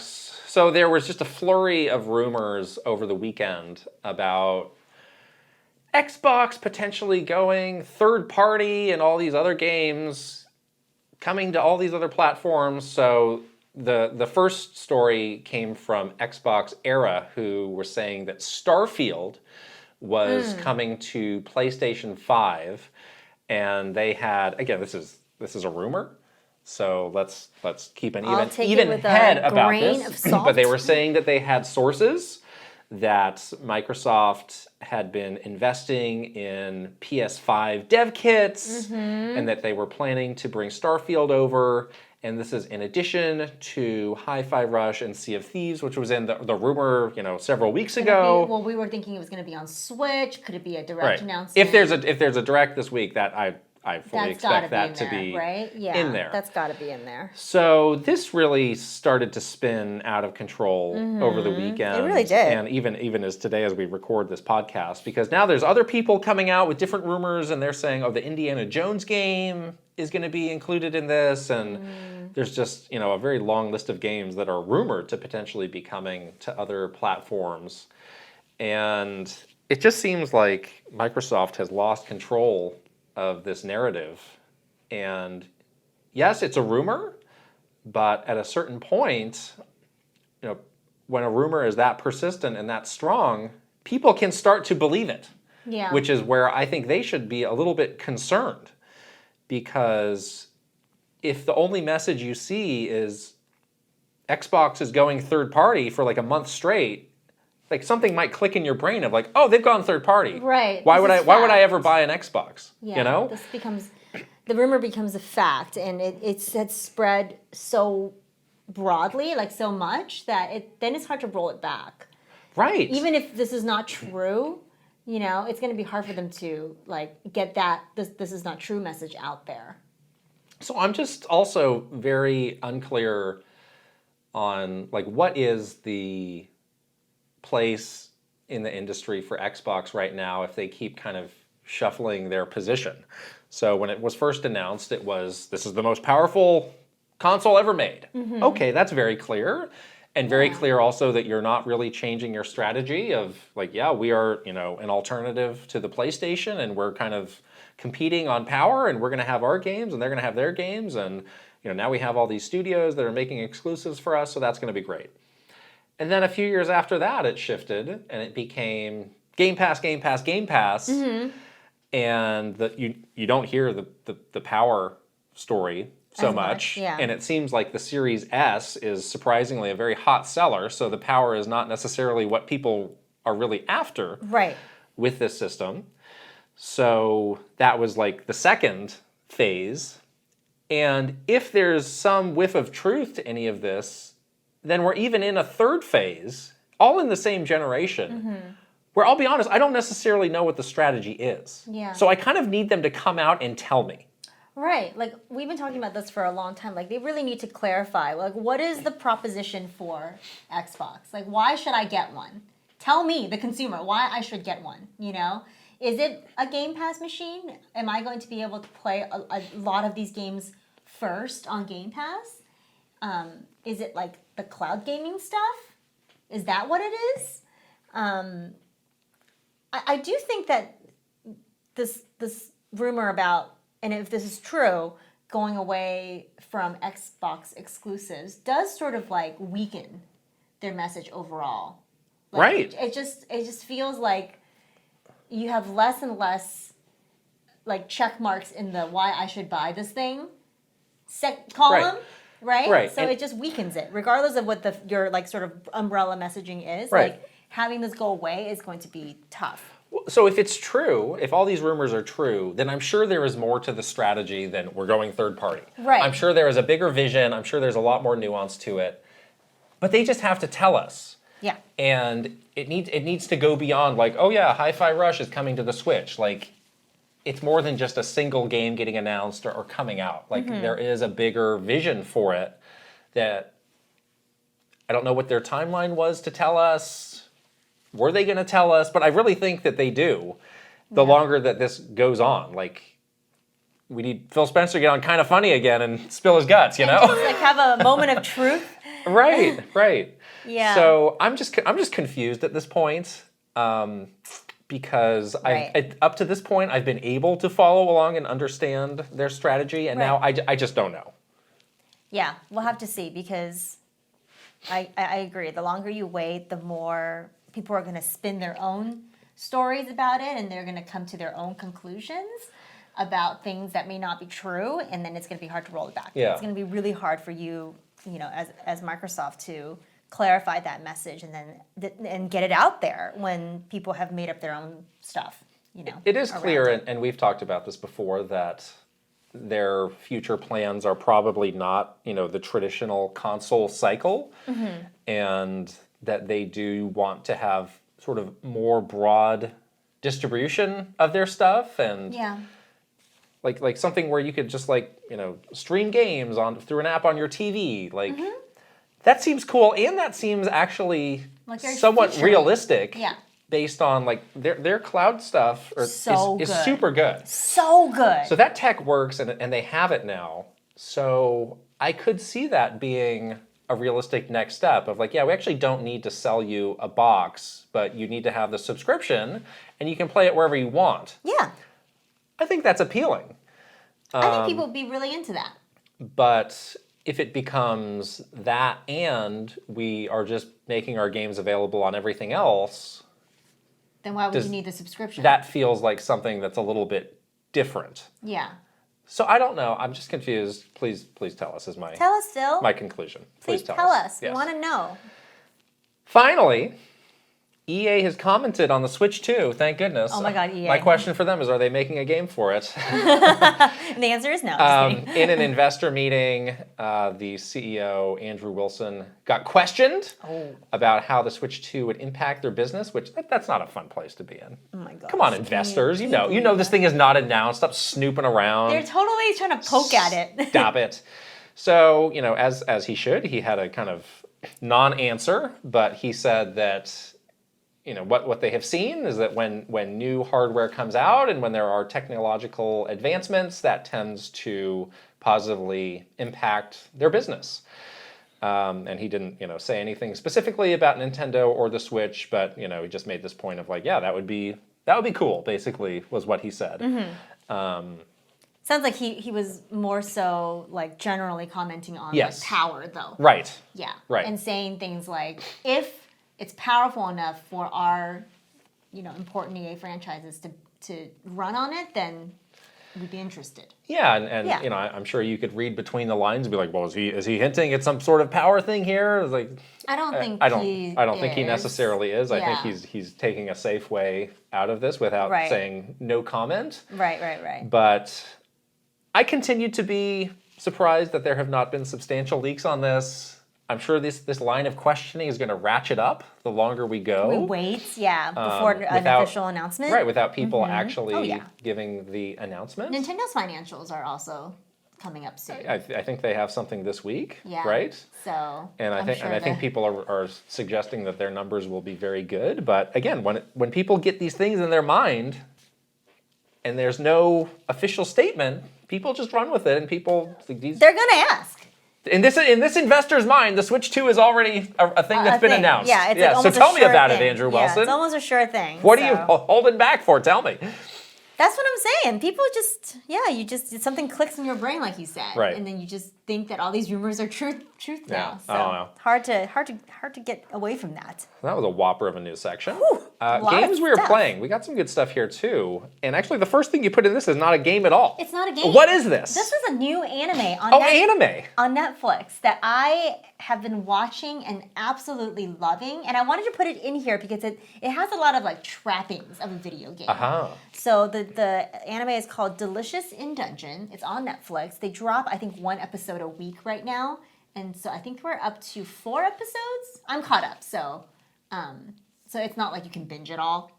You do have to wait. Oh, so it's coming out bit by bit. It's literally, coming out week by week. Okay. So you're not too far behind if anyone's worried, oh no, this is an anime that has 450 episodes and I'll never catch up. I often find myself in that position. Too. That's why I wanted to jump on early before I get left behind. But you guys are all watching. Is that the intention for this, though, to be an ongoing thing, or is it a limited series? I don't know. You don't know, okay. I don't know. But it's very popular, so I hope that they continue with the storyline. I think it's obviously based on a manga that exists in Japan, so I've never read the manga, so I don't know how long the series is, but basically it is this group of they are literally a party, and they're journeying into this dungeon to rescue one of the main character's sister, and the way that they talk about their journey in the dungeon and just just the language that they use around the dialogue they're using around like what they have to do is very much like they are self-aware that they're in an RPG. So they say things like, I've gone to this level and got killed by the boss, and my first respawn was a little painful. Yeah. Stuff like that. Or like they say stuff like, oh, 2 of our party members left because we weren't able to pay them. So we need to find some new party members. So they're very self-aware that they're like sort of in this like video game almost, which is awesome. And then the food, there's a food element as well. So like they're really poor. They don't have any money, so they keep like going to these dungeons and like killing the creatures in there and then cooking them. And I guess this practice is like really barbaric, and like half of the party is like, this is disgusting. I can't believe we have to eat this like giant spider that's in this dungeon. And then the other part is like we actually love this, and it's like very gourmet. They have like one party member that basically is very well versed in how to cook all the creatures. And the food looks so good. Like, it is amazing how... Are they seriously eating a spider? There's no spider. But there's some, like, bug-like things. Right. Yeah, but the way that they do it is, like, the way that they show the food and cook the food and stuff is amazing. There's, like, one episode... I don't want to spoil everything, but there's this one episode where, like, there's, like, all these, like, like fire traps in there. So they have one of their party members who's like a rogue to go in there to like rig it so they can use the fire to like heat up oil to fry food in. Like they use like the world to their advantage, which is really interesting. And it's like really funny. That sounds fun. And short. It's like every episode's 20 minutes. One of the characters looks exactly like Zelda. I think I showed you like a photo, like an image, like a screenshot or whatever, and she looks like Zelda. So yeah, it's really, really good. You guys should all go watch it. I'm really enjoying it. We have both played the Mario vs. Donkey Kong demo as well. Yeah. And this is perhaps the most insubstantial demo I've played in a long time. This was over before it started. 10 minutes. Like, wait, that's it? Yeah. So have you played the original Mario vs. Donkey Kong game? No. I have not either. No, I missed that. This was a GBA game, right? Right, this was originally a GBA game. Okay, I missed this game as well. So this was sort of a continuation of Donkey Kong 94, which was a Game Boy game. That's right. Which was an expansion of the original Donkey Kong arcade game. Yes. After this game, it became the like mini Mario, toy Mario stuff. And then that was on DS. I think I mean, that was on I dabbled a little bit every platform with since. That, but I don't really like those games. It kind of didn't click with me either. Yeah. I do really like Donkey Kong 94 though, so I was very open to this game. Mm-hmm. I can't say I came away with a great. There was just so little to this. It was very a tiny little taste, but the stuff that they showed was not maybe like the best levels to show. I mean, it seemed to be like the very beginning of the game, like the most simple stuff. It is so that's why it was hard to get a feel for how this might. Difficult. You thought it was difficult? I thought it was very difficult to get a feel. Oh, how to get a feel. But the levels were not difficult. No, they were like a so joke. Easy. A joke easy. Right. Yeah. Just there was like, on the stage select, there's like 5 levels. Mm-hmm. And I got the gold star on a bunch of them, but some of them were just grayed out. I don't think that demo lets you play all of them. Oh, you're just not meant to play those. That's right. Oh, okay. I was like, surely there's some way to unlock these. No, you play the 3 levels and you do like the little ending thing. Right. With the little toy Marios. Okay. So, okay. But yes, they showed us very little. So there's even less in there than I thought there might be. Yeah, Great. It was hard to get a feel for it. But the stuff that we played, let's just talk about that really quick. Yeah. So the gameplay loop is you basically go through sort of like a puzzly area. Yeah. Get the key. You get the key. You go to the door. collect your little mini Mario. Right. Like in a little gacha. Yeah. And then after you do all those, you have like a little grouping of mini Marios, and then you use that in that sort of like final level. Oh, were those all the ones that I had collected? That's right. Oh, I see. Okay. And then they act sort of like little lemmings, basically. Right, and then you have to spell out the word toy. Yeah. And then they all go back into the little toy box. So the puzzle levels, and I did watch a little trailer at the end of the demo, and they do get a little bit more complex. Yeah, and they seem to have like different kinds of puzzle elements or like kind of little mini platforming sections that you can do with vines. And so hopefully that becomes a little bit more interesting. Because that part I thought was pretty fun. Like that, I like the puzzle part of it. I did not like the little lemmings part of it. The one level of that. Yeah, I didn't like that. Okay. I don't really like this lemmings, like Pikmin type gameplay at all. Yeah. Like the whole, like they're just dumb and you have to like guide them around. Right. And I don't love that. Yeah, again, there was just so little there. I could see them ramping it up in a way that's really fun. I did see, like, DK94 was cool because it gave you all these movement options. And a lot of those are there, like all these different types of jumps and handstands and little flips and jumps and things that Mario can do. So that's fun. There's a lot of options there. It's like a gymnast. Right. I do also like the setting. I'm a sucker for like the Mario in a city setting, which is what this first area was. I liked that. So it looks like Brooklyn. It's very. The music was cool, super good. So cute. Kind of like actually like recorded jazzy. It's very jazzy. Real musicians. Kind of got like a New Donk feel to it. The music was great. My takeaway from this is like I don't need to play this day one. I would eventually like to play it, but I can do that some other time. You can wait on it. Yes. I think it's expensive. No, the $50. It's $50. It feels very. Well, for what? The 8-minute demo you played? Well, how long is this game? I don't know. I guess not how long. I don't know. Because we don't really care like lengthwise, but like what is the quality of this game? I have a question about that. They're remaking it. Must be some decent quality to start with, right? I'm a little worried about that. All right. You said it looked like a mobile game. It looked like a mobile. Can you comment on that? Those 3 levels that I played was so insubstantial. It was so bare bones that I was like, is this a mobile game? Like this is what it felt like. No offense to mobile games. Some mobile games are great and have a really cool gameplay mechanic. But this one just felt like some like $1.99 mobile game. Wow. Yeah, I think this was just a poor selection of the content for the demo. They should have just given us one level that was more I think they could have done a little bit more there. To give me a better sense of like what this will be like later in the game, deeper into the game, because the sense of those first 3 levels was very just so bare bones. No joke, I think I 100% of the demo in like 8 minutes. I think that's how long it is. So. The demo is only like 8 minutes long. This game's coming up soon though. So again, like I have no urge to play this right away. I'll pick it up later. I'm busy with. You're busy with our next game, Like a Dragon, Infinite Wealth. Busy. So let's check in and see where we are in this game now. Yes. I have played maybe 15-ish hours now, and I think we are generally in the ballpark of the same area of the game. I have started chapter 6. Okay, I lose track of the chapters. Okay. The thing that I stopped last was I was in the Animal Crossing minigame. You went to the Animal Crossing minigame. I have not done that yet. You have not done that. Okay, then I must also be in that was something that 6. everyone has been talking about. People seemed really excited about it. Right. You and I were talking about this like throughout the week as we've been playing this game, where there is some very substantial of these like sub-stories. So beyond the Animal Crossing islands, there is also one that's modeled after a Pokemon game. Sujimon. Where you're collecting degenerates. You're collecting disgusting degenerates.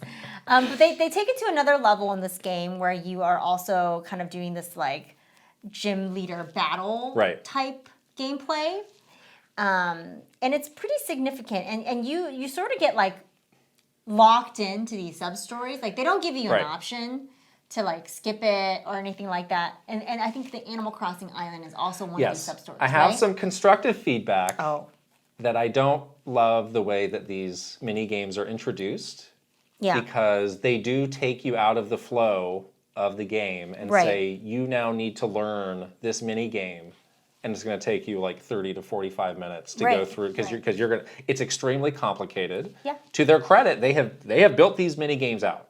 They are so or these sub modes or whatever you want to call them. Sub stories, yeah. It is extremely deep. Clearly, they put a ton of effort into these. So they do want you to try it out. They want you to check it out. So I get that. But I don't love getting taken out of the experience I was having with the base game to do these other things. Yeah, because you want to advance the main story. Right. I'm into that. I'm having a great time with that. I want to keep that going. So it was a bit of a bummer for multiple times to be like, oh, come with me. Now I'm going to show you this. And it's going to be like 35 minutes. You're going to learn whether you want to or not. Right. So where I left off was I was stuck on the Animal Crossing island.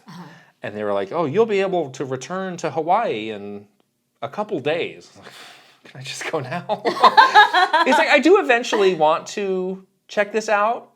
But again, like I'm really into the base game and the story and the progress I was making in that. So it just feels like a real detour to get sucked out. And I'm out of your control. And I'm not in the right mindset to play these mini games either because I just want to get through them. So you're like jamming the I'm doing the bare minimum. I'm blowing through text. And there was another one too, which was like a crazy taxi. This was like that one was fun. That one was pretty cool. That was like and it was pretty short. That was the least complex of them all, where you're like delivering food in like this crazy taxi kind of setting. Yeah. But they did make you do that and show you that. Definitely and the Sujimon. show you how that works. Yeah. The Sujimon. I mean that one took a long time. So that was in the first game, but they've really blown it out now. Because you meet the professor in the first game. Right, and even when you're on the world map, like that stuff, like people to fight or things to collect for those. Everywhere. They even have little like Pokestops basically. So I don't know. I hope at some point there's not some like mandatory Sujimon battle because I'm going to be. I'm not going to be equipped for that. I'm with you. Like I don't like to be taken out of the experience, but I do find myself after I do the mini games or like the little sub stories. Like I do find myself like sort of interacting with the world more. Like I have collected a fair amount of those little. You give them a little box of chocolates instead of a Pokeball, and you have to like do this little meter that it's like how much can they convince you to join, and it's like hilarious. So there's parts of it that's very humorous and super well done. Yeah. So I find myself interacting with that, but I agree. Like a lot of them feel a lot more in depth, and it does kind of take you out of the main story. Like I remember in Yakuza 7 that we played last year. The sort of the big mini game they had that took a long time was that stock. The chicken. And now that you bring that up, I had a similar feeling about that when that got introduced, which was like, I don't know what to do. I don't completely understand this. This is a lot to throw on me right now. I kept losing. Can I just get back to what I was doing? Right. To be honest, I'm never sure I got completely the grasp of that. I figured it out in the end, and then I got addicted to it. I figured out enough to get through it. Then because that was fairly mandatory. Now I'm getting nervous that there's gonna like the last boss is gonna be some like Sujimon battle. I was like, I like it clicked for me like in the middle of that experience, and then I got like simply addicted to it. It was like amazing. Oh, simply addicted. Simply addicted. The other thing that's the chicken. I miss that chicken. The other thing that's a bit weird about the Sujimon is like the game itself is a turn-based battle, and then you have this other mode that's this other kind of turn-based battle. So it's like. It's kind of like competing against itself. Yeah, but it feels different, completely different, those two kinds of battling. But anyways. And then there was another one where you had to go into that dungeon. You're doing the dungeon crawling. I didn't mind that as much. That one, I minded because the enemies were scary. They were clowns on stilts. I did not like that. Yeah. What kind of dirty mind comes up with clowns on stilts, okay? What kind of degenerate weirdo comes up with that? Sega, tell me. I was not having. I was feeling like nauseous, trying to like get through that. And I died once too. I died because I was like I could not. Oh no! I didn't mind that. But yeah, that was like. And then I had to reboot it. That was like a multi-story, like long, hard dungeon. Yeah. Where dungeon crawling. You can get some good rewards and. They bail you out about halfway. They're like, we've done enough of this. Let's come back later. But I wasn't sure. I was like, do I have to do all of this? Yeah. Is this the right thing I'm supposed to be doing now? Yeah. And it turns out it was. Yeah.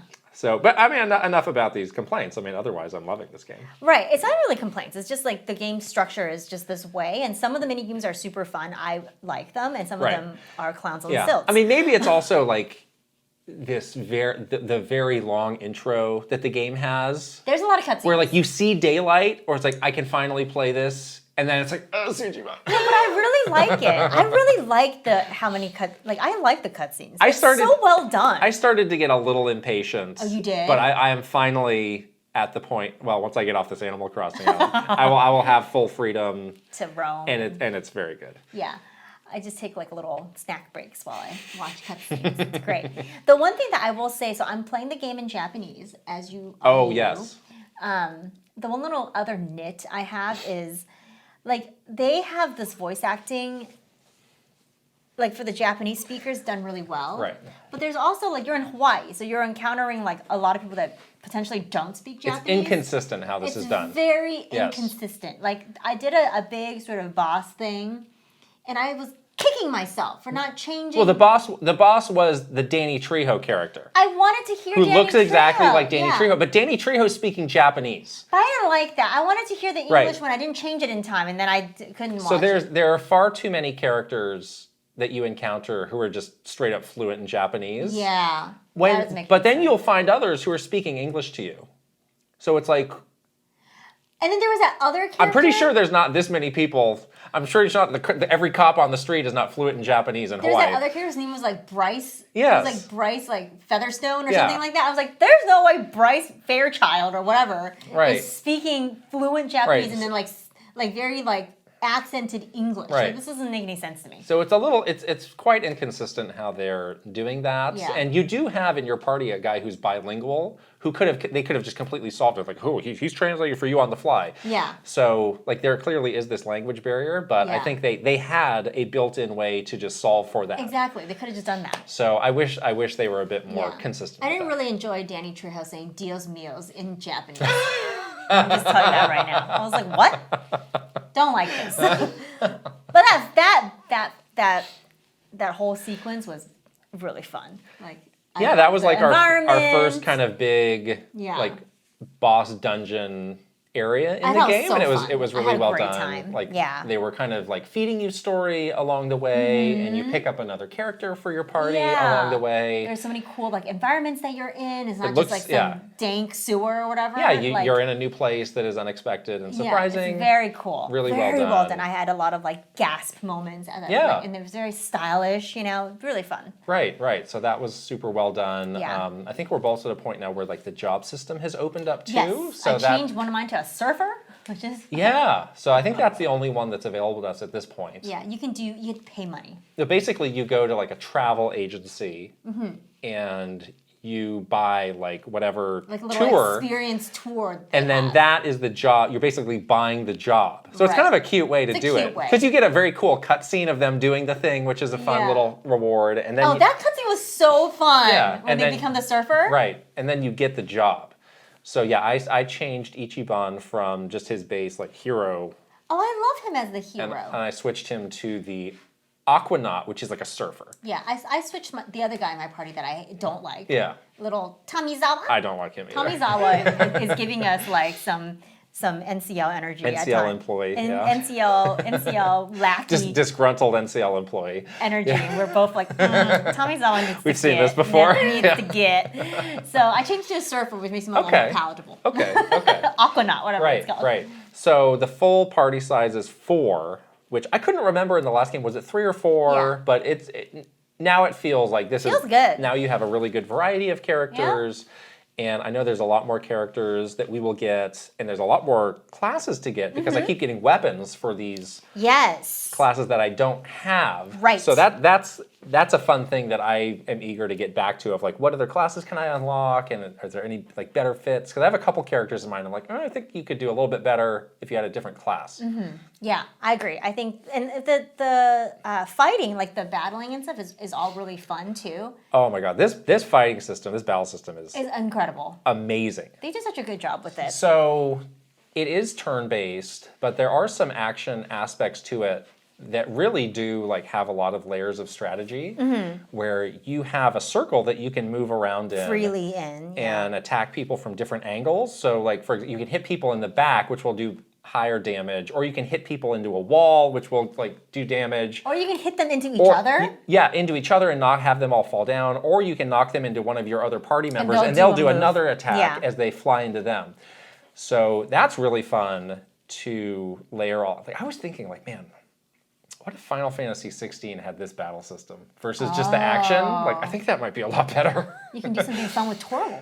Yeah, You can I push think that would be. a person into Torgal's mouth. I think that would be a much Great. better game, actually. Oh, okay.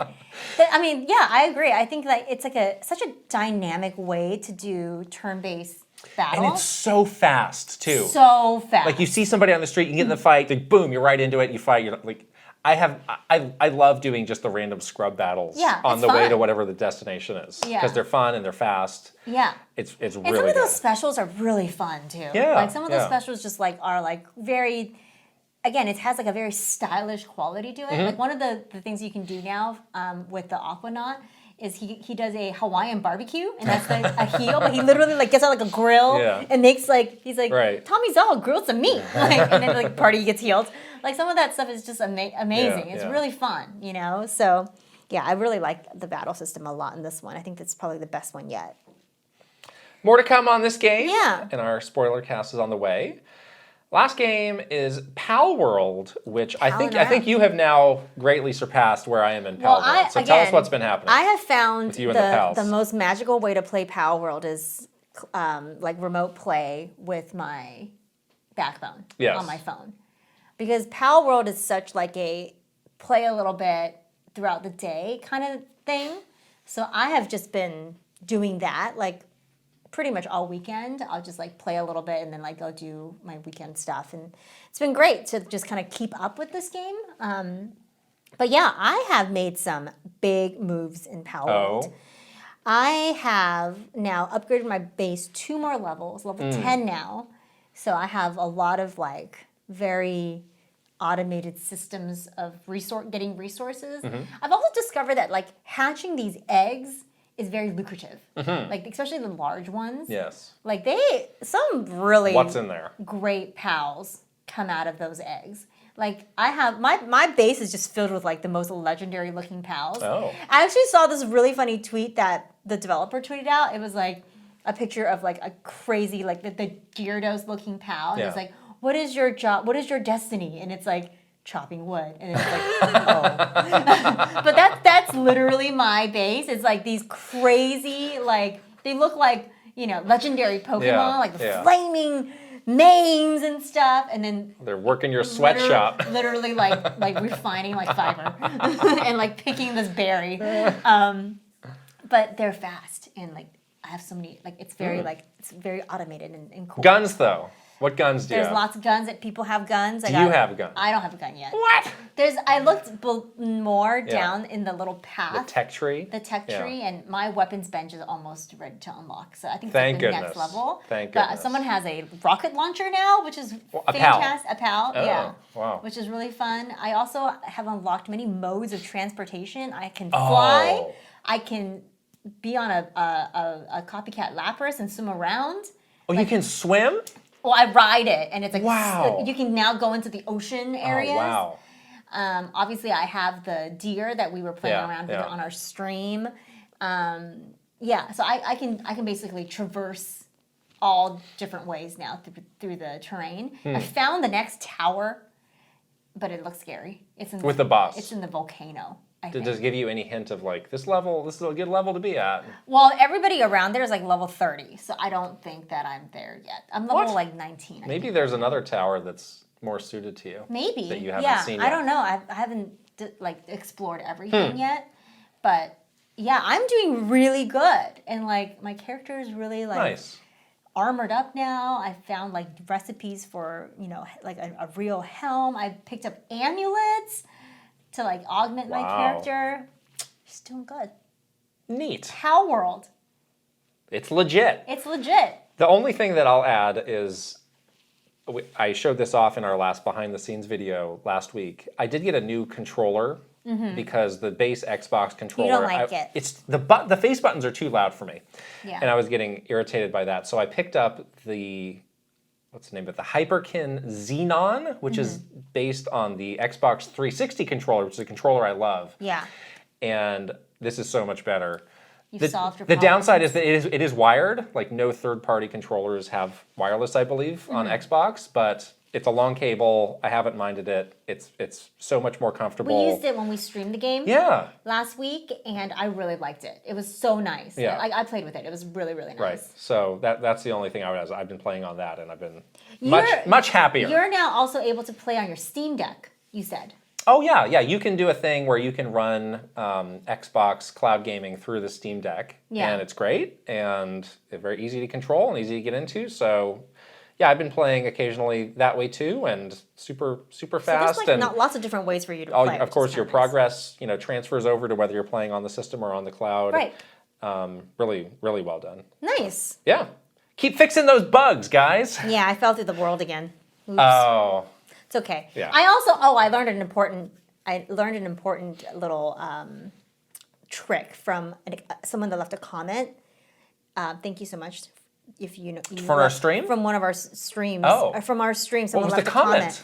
Thank you. You're very helpful. Is that you can change a setting to turn off losing all your stuff. Oh yeah. When you die. I have seen. So I did it. So there's quite a bit you can customize, and a lot. I've been a little hesitant to start tinkering with that because I'm like, this could be a slippery slope where all of a sudden I'm like God mode. Yeah, I everything else I left exactly the same. Like I think you can also like adjust like how long the night is if you don't like the night. I kind of don't like the night.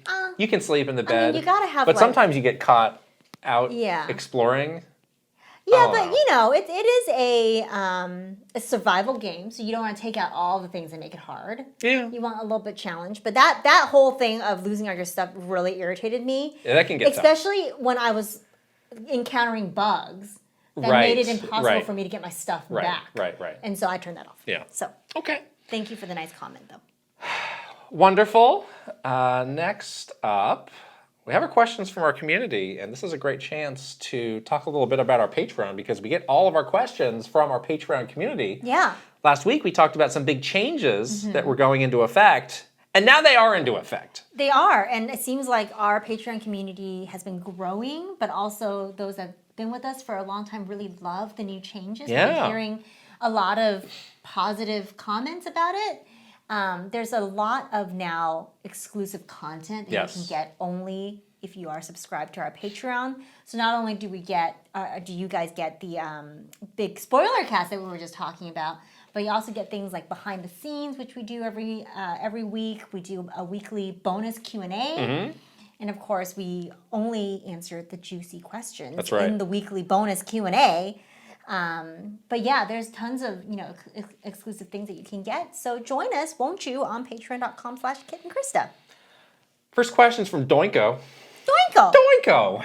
Hey guys, is Chibi Robo dead? Oh no. Could you ever imagine Nintendo bringing the character back, whether in the form of an HD remake of the good game, or an even more middling spin-offs? Or is his fate at best an assist trophy in Smash? Chibi Robo is absolutely not dead. No. Absolutely not. We have not seen the last of Chibi Robo. I think we're waiting for the right time for Chibi Robo. Think about the full life of a console cycle. You need to look closely at every franchise and IP that you have. And in most cases, you're digging deep. And if something is halfway passable, you're going to give it a go. Yeah. So do not be shocked to see a Chibi Robo game on the Switch too. I think so too. I think this is an era where a lot of these older franchises or franchises that have been dormant for a little while will come back. Yeah. Because if we are correct in our prediction that Switch 2 is just going to be like a little bit of a step up from current Switch, like you're going to get some of these deeper cut franchises. Like this would be an interesting thing to look at. Like how many games did Nintendo publish for the full life of the Switch? It's a lot. It's a lot. You need a lot of content.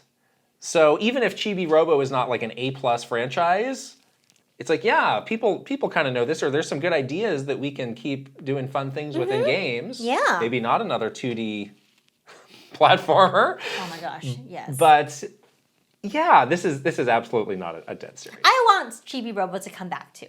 Good. Agreed. Great. Jason Ball 34. This is a longer question, so settle in, but it's a good one. Hi, there was some buzz online at the start of the year about copyrights expiring on the earliest Mickey Mouse cartoon. Disney is probably not happy about it. They even took the step of making that cartoon become part of their animation studio's logo 10 years ago to prepare for this, which turned it into a trademark that does not expire. Nintendo doesn't have to worry about this for another 50 years. 1981, Donkey Kong would be public domain in 2076, I think, by which time the world and entertainment landscape will likely be so different from how they are today that it is not worth thinking about. Hypothetically, though, as a fun thought experiment, if copyright on Super Mario Bros. Were to instead expire very soon, like 2030, how do you think Nintendo would start preparing for the eventuality on all fronts? Would such a controlling company even be able to reconcile that reality? What would their games look like from that point onward as they wrestle with differentiating their own Mario content from others? Oh my god. So this is something where this law feels like it is intended for a different Type of thing. Era also. Yeah. Where, well, the intention originally, I think, was so that you can innovate on ideas. Sure. So you don't just lock something away forever, or else what are you gonna? You're never gonna get like another like innovation on like an airplane or like a car or something like that. I think that was what it was intentionally for. But yeah, when it comes to entertainment properties and IP, it feels like it doesn't belong there. I think this law sucks, and I think there needs like some sort of consortium, big word, of all these entertainment companies should get together and really lobby of like this is so bad. This is so harmful for us as the entertainment leaders in the world that are in this country. Like you need to change this. Yeah. I keep thinking about the abomination that is Winnie the Pooh. Yeah, all the Winnie the Pooh stuff, That was horrible. And so like some of these things, like with Disney and others, like they're starting to come up. I have to imagine Disney tried their hardest to But there's nothing you can do. change what they can. But I just don't understand the intent of this law. Yeah. To just make this stuff available to everybody. Like how is this good for these companies that have invested so much and built these things up? Right. What is the benefit? I can see your point about other industries. Yeah, that's what I'm saying. I think it was supposed to be applied to other industries, but somehow it's blanketly applied to art. Let's just say this is art. Right. And I think that's weird. I don't think it makes sense for this industry. But yeah, in terms of the question about like how Nintendo will grapple with it, they cannot. They would rather like delete Mario. I was just from the world. They would rather like delete Mario than have Mario become like some abomination. Now, the thing I don't know is like if that being an international creation, what are the laws at play there? Oh, okay. I don't know. Yeah. But that's a potential complicating factor. Right, or it could work in their favor. Like if the laws are... Yeah, if there's some different law in Japan that's like, yeah, you're exempt from this or whatever. Yeah. I don't know.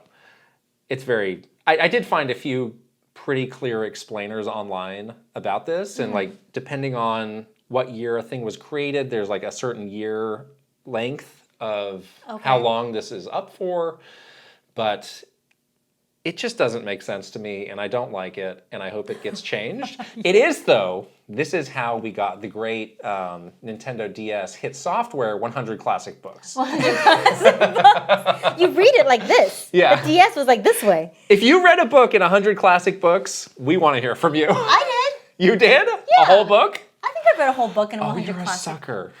I think I read Sherlock Holmes. You really did? No wonder you can't see. Your eyes are shot. From 100 Classic Because you read books? a book on a DS. That's terrible. I thought it was neat. This is like the world before Kindle. A Kindle exists. Well, before... A Kindle existed then. Oh, did it really? Yes. Did I have one? Do you remember? I'm sure you had like 3 or 4 of them. I had 3 or 4 Kindles, and I cannot still believe read you read 100. Sherlock Holmes on a DS. Come on. It wasn't very long. Anyways. No. Okay. Sorry. Paul Gale asks, hey, Kit and Krysta, happy 2-year anniversary to your podcast, and here's to many more. We're getting very close. Very close. But we're not there. We're not there yet, though. Exciting. Might be next week.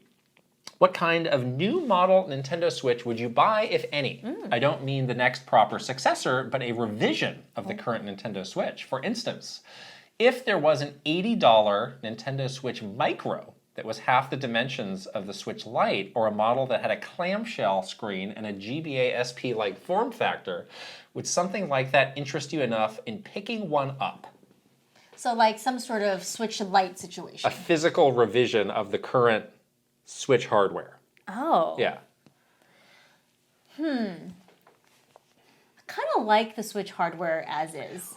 That's the thing that's amazing about it. Is like it was kind of really good from day one. It kind of was. And it didn't need a revision. A lot of revisions. Right.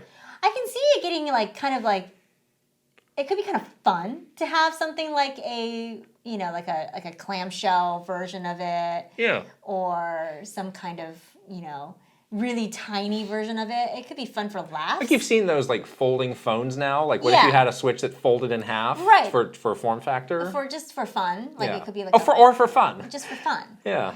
I would probably be interested just to look at it and like kind of play around with it. But yeah, the thing is, the Switch is such a good form factor. Right. Like from the very beginning, even the first gen, like before OLED, like that one was good. Yeah. Like we all it just felt good. Yeah. You know? It wouldn't make much sense for them to do it now, but when all the Switch Pro rumors were going around, I was like, what if they're like just better materials? Like you don't have to totally change the design, but like what if it was made of like metal or something? Oh, metal. Like it's so heavy though. Something that was really like carbon fiber. Right, or just a higher quality plastic or material. Yeah. Make it look glossy like a luxury car. Yeah, something like that. Diamonds. Again, diamond crusted, no. It doesn't make sense for them to put that out now. Yeah.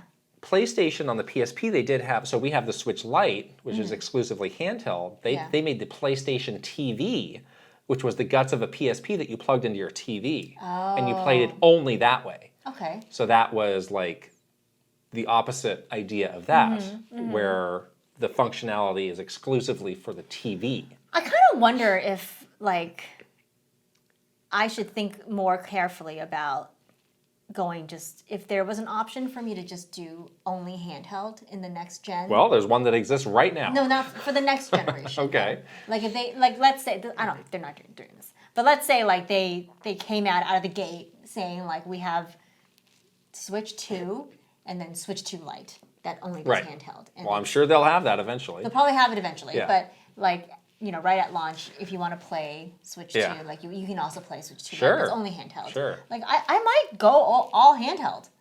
Why not? Right? Because I just don't. But the fidelity of the 4K graphics will surely be up to snuff for the cinematic experience that only you crave, right? I crave surely. it.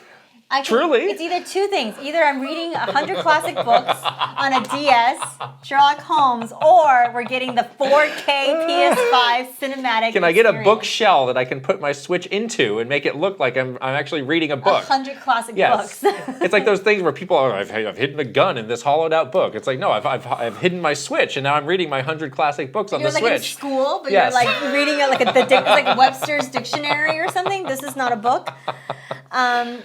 I do wonder about like if they had like out of the gate, like that would be kind of interesting, like decision to make, you know. And I wonder what a lot of people would do, you know. Switch Micro, I think there would be a text problem there. I do have and like a couple Game Boy Micros. I have a Micro, yeah. But even that definitely has some text issues. But I think the Switch would be going too far. Switchadachi. It's only you just play a Tamagotchi. But that's a good name. Wow, did you just come up with that name? I did. Wow, that's pretty good. That's Nintendo. Slick. Record Rumble has the next question. Hey, Kit and Krysta, I was doing a deep dive into Bayonetta 2, since that's my favorite game, and I was searching YouTube, and I saw there's an entire Nintendo Direct for the game that features interviews of members of Treehouse. Bayonetta 2 had a promotional spread in Playboy, and Nintendo's notes for her Link costume included showing more cleavage. What was it like promoting Bayonetta 2, and how different was it from other games y'all worked on while at Nintendo? Yeah. Fun fact about me. I'm not sure how many people know this. I worked on the Playboy video game. You should save that for a story. This is a very juicy story time to talk about later. Yeah. There's a lot. there was a lot of interesting stuff that happened. It's really ridiculous that game existed, and that was an interesting organization I was like, this is to work with. There was an era of like popularity, you know, in that like early 2000s era where that was more than just like a magazine. It was like a whole entertainment. I'll drop some breadcrumbs here. Went to the Playboy Mansion. Oh wow. Went on a tour with a playmate. Nice. I'll leave it at that. Nice. High five, bro. Did you learn the bunny dip? What, the what? Did you learn the bunny dip? I was not a bunny, so no, I did not. Yeah, I learned the bunny dip. Bayonetta, though. Bayonetta. She'd make a great playmate. Just kidding. Totally kidding. Well, the good thing about, the good thing about this game was they told us, do not hold back just because we are Nintendo. It's rated M, This is an M-rated game, and if we are going to do justice to this game, we're going to approach it like an M-rated like game. a proper M-rated game. Exactly. It definitely made some people nervous because it's not the audience that we're typically dealing with. Usually do, but I think that was very much the right move and smart of them to not try to half-step it. There is a thing that Nintendo does with some of these M-rated games, which is a all ages trailer. So like showing, Bayonetta in a Nintendo Direct, for example, they would have to work pretty hard to make sure that everything is not M-rated, to make sure that, it can go into like a big presentation like that. Yeah. So they did some stuff like that to kind of make it fit with some of the other Nintendo properties if they're doing like a big thing. But yeah, I mean, it was very much like marketed like an M-rated game. I mean, everybody in marketing has to do this annual ESRB training. Yes, which we're is scared like, of which is ESRB. and it was basically like scared straight. Yeah, it's we're like really scared. Do not do these things. This will cost you thousands of dollars, and you'll probably get fired. You'll probably get fired. Your department will owe millions of dollars to the ESRB. Like you'll get fined. Yeah. You'll be put in jail. Or worse. Or worse. Yeah. Fired. You don't want to find out. You don't want to find out. Switching it up underscore. Another long question. Hey, Kit and Krysta, how are you both? I have recently been watching a video that Scott the Woz did about the Wii U and its initial reveal. It brought back so many memories. It made me wonder a couple of things. How did the change in joysticks come about? Originally, the Wii U gamepad had circle pads like the Nintendo 3DS. Nintendo even had media play with this version at E3 2011. Then, when the Wii U released, it had proper joysticks. Did you two get to play the version with the circle pads, and how did it compare? Secondly, after the Wii U was revealed at E3 2011, Nintendo basically went radio silent on the console until its release the year 2012. Why did that happen? Why were they so reluctant to talk about the Wii U for the rest of 2011? Do you think if they did talk about Wii U more during that time, they could have turned it around? Thanks again, and here is a picture of the original gamepad for people who want to see it. We definitely played with that version. We did, yeah. We also did an episode where we talked a little bit about like the history and launch of Wii U, and we touched on some of these things, but yeah, these are really good questions, and when we looked back on sort of the timing of everything, this should have been a red flag, I think, because it was very strange for it to be announced so early and then have it be radio silent basically for the rest of that It was year. too long of a build-up. It was way too because long. it was at 2 E3s, which is far too many. Too many. The first time was with the, quote, experiences, which basically became Nintendo Land and a couple of other games. And yeah, we had this kind of unfinished gamepad. Honestly, the circle pads felt pretty good. I mean, it was exactly like the 3DS circle pad, but you had two of them. I think, there was probably some pressure to make them proper analog sticks as a, to have parity with other controllers where you have sticks where you can click in versus like, well, you're missing 2 of the buttons that we use, so how are we going to get our game on this? Ultimately, it didn't matter. We didn't get those games anyway. Yeah. There was also you gotta click it. Remember they were like teasing this other feature, which was the NFC thing. Right. Like, oh, there's one more big feature that we were not revealing now, and people are like, what could it be? Okay, and that was not in this version here. But yeah, it's just because as far as the silence, there was just too much time. And there was not a way to be, or a reason to be talking about it nonstop for like a year and a half. Enough information to share about it. There was not enough to say. Yeah, and I don't think it would have helped. I think it would have hurt, actually. The thing is that we just shouldn't have announced it at that first E3. Yeah, wait another year. Waited another year. Right. And then have it be closer to the release date, and then you can build up the momentum. But the Wii was in such dire straits at that point. It was so like desperate. We need. Yeah, it really fell off a cliff. We need to let people know that we're ready for the next thing. Yeah, the pressure. Whether the next thing was ready or not. The pressure of it. Yeah, it just wasn't ready. But the whole mentality around that was a little bit messed up. Like I remember the San Diego Comic-Con right before it came out, like 3 to 4 months before it came out. We were doing this big, and that show's always in July, this big event of like, oh, we're going to have media come and see, and it was in this kind of public-facing area that we had. It was just like a back area, and they were like, should we open this up to the public? And they were like, it's far too soon to be showing the public this system. It's like, it's coming out in 3 months. Right. When is the right time then? Yeah, then? How many of these opportunities are you going to have? When are you going to start doing something? It was weird. So but it was, the powers that be were just like, oh, of course. It's far too early. It's like, how are you coming to this conclusion? Can you explain your logic here? I don't understand. Whatever. Cursed from the start. Yeah. Last questions from VGM Life. Hi, Kit and Krysta. Your recent discussions on style guides got me wondering, what color motif will the Switch 2 logo have? Still primarily red like the Switch, or another color? And then there's another question we're not doing. So the first one. Okay. I think it's going to stay red. They got that red Ford branding. They're into that. They're very into that. Yeah, I think if you are going to the trouble to stick with the original, logo and name, again, don't shake the boat and don't introduce any reason to confuse people of like, wait, is it really the same? Is it different? You picked red. That's what it is forever. Right. Red, green, and blue. Okay? Green is Microsoft, blue is PlayStation. That's you guys, the three of y'all picked it. And once green and blue are off the table, like what's really left? Yellow. Let's be honest. Purple. We've done purple. We've had GameCube purple. Oh, purple. We can't do that again. Purple.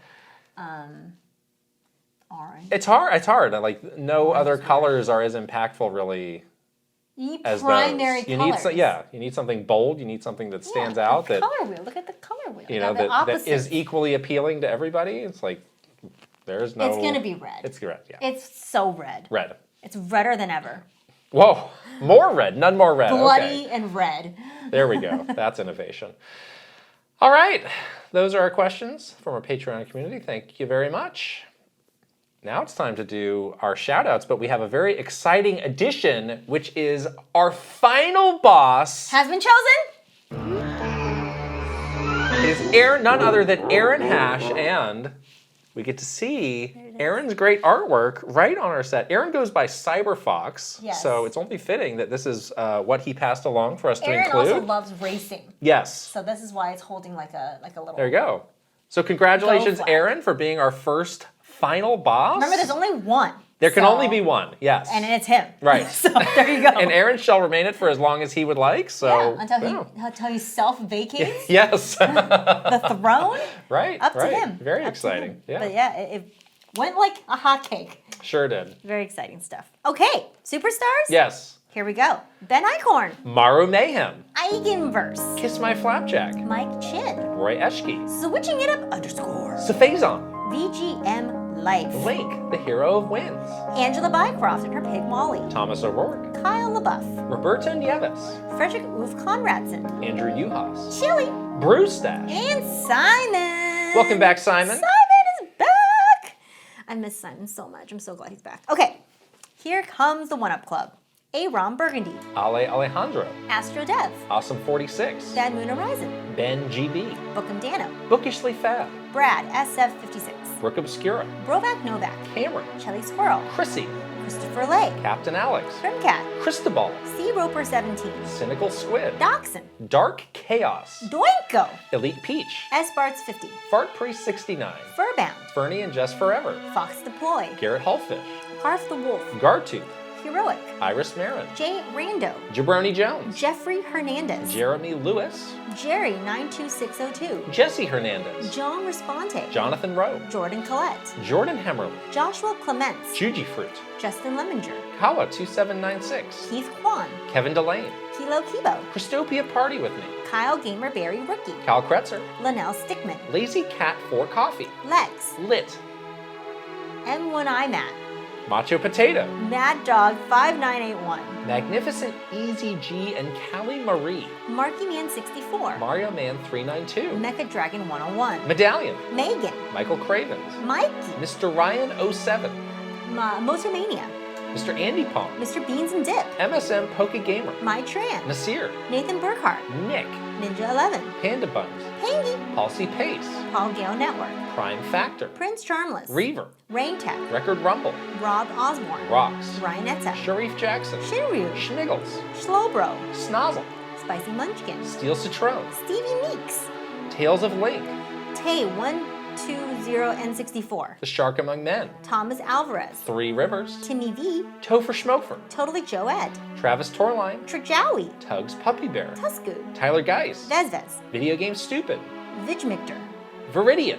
Virtualbot. Weed Kingdom. WG Grizzy. What Up Khalil. YU. Wicked Davy. Will Johnson. Zudaverve. Zda Isan. Zelgara. Zapati. And Zroid. Wow, there's a lot of Z's and V's We now have and W's. 4 names that start with Z. Wow. Guys. Zao, as they say.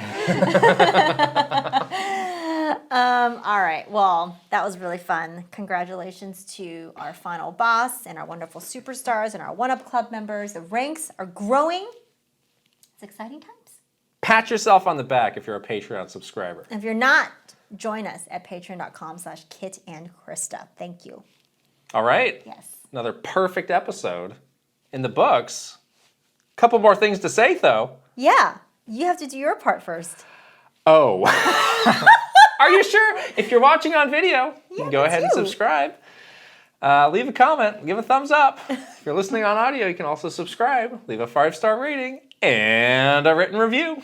And we're on the socials. We're on Twitter, Instagram, TikTok, Facebook, YouTube, and Threads. All right. We'll talk to you guys later. Bye-bye. Bye.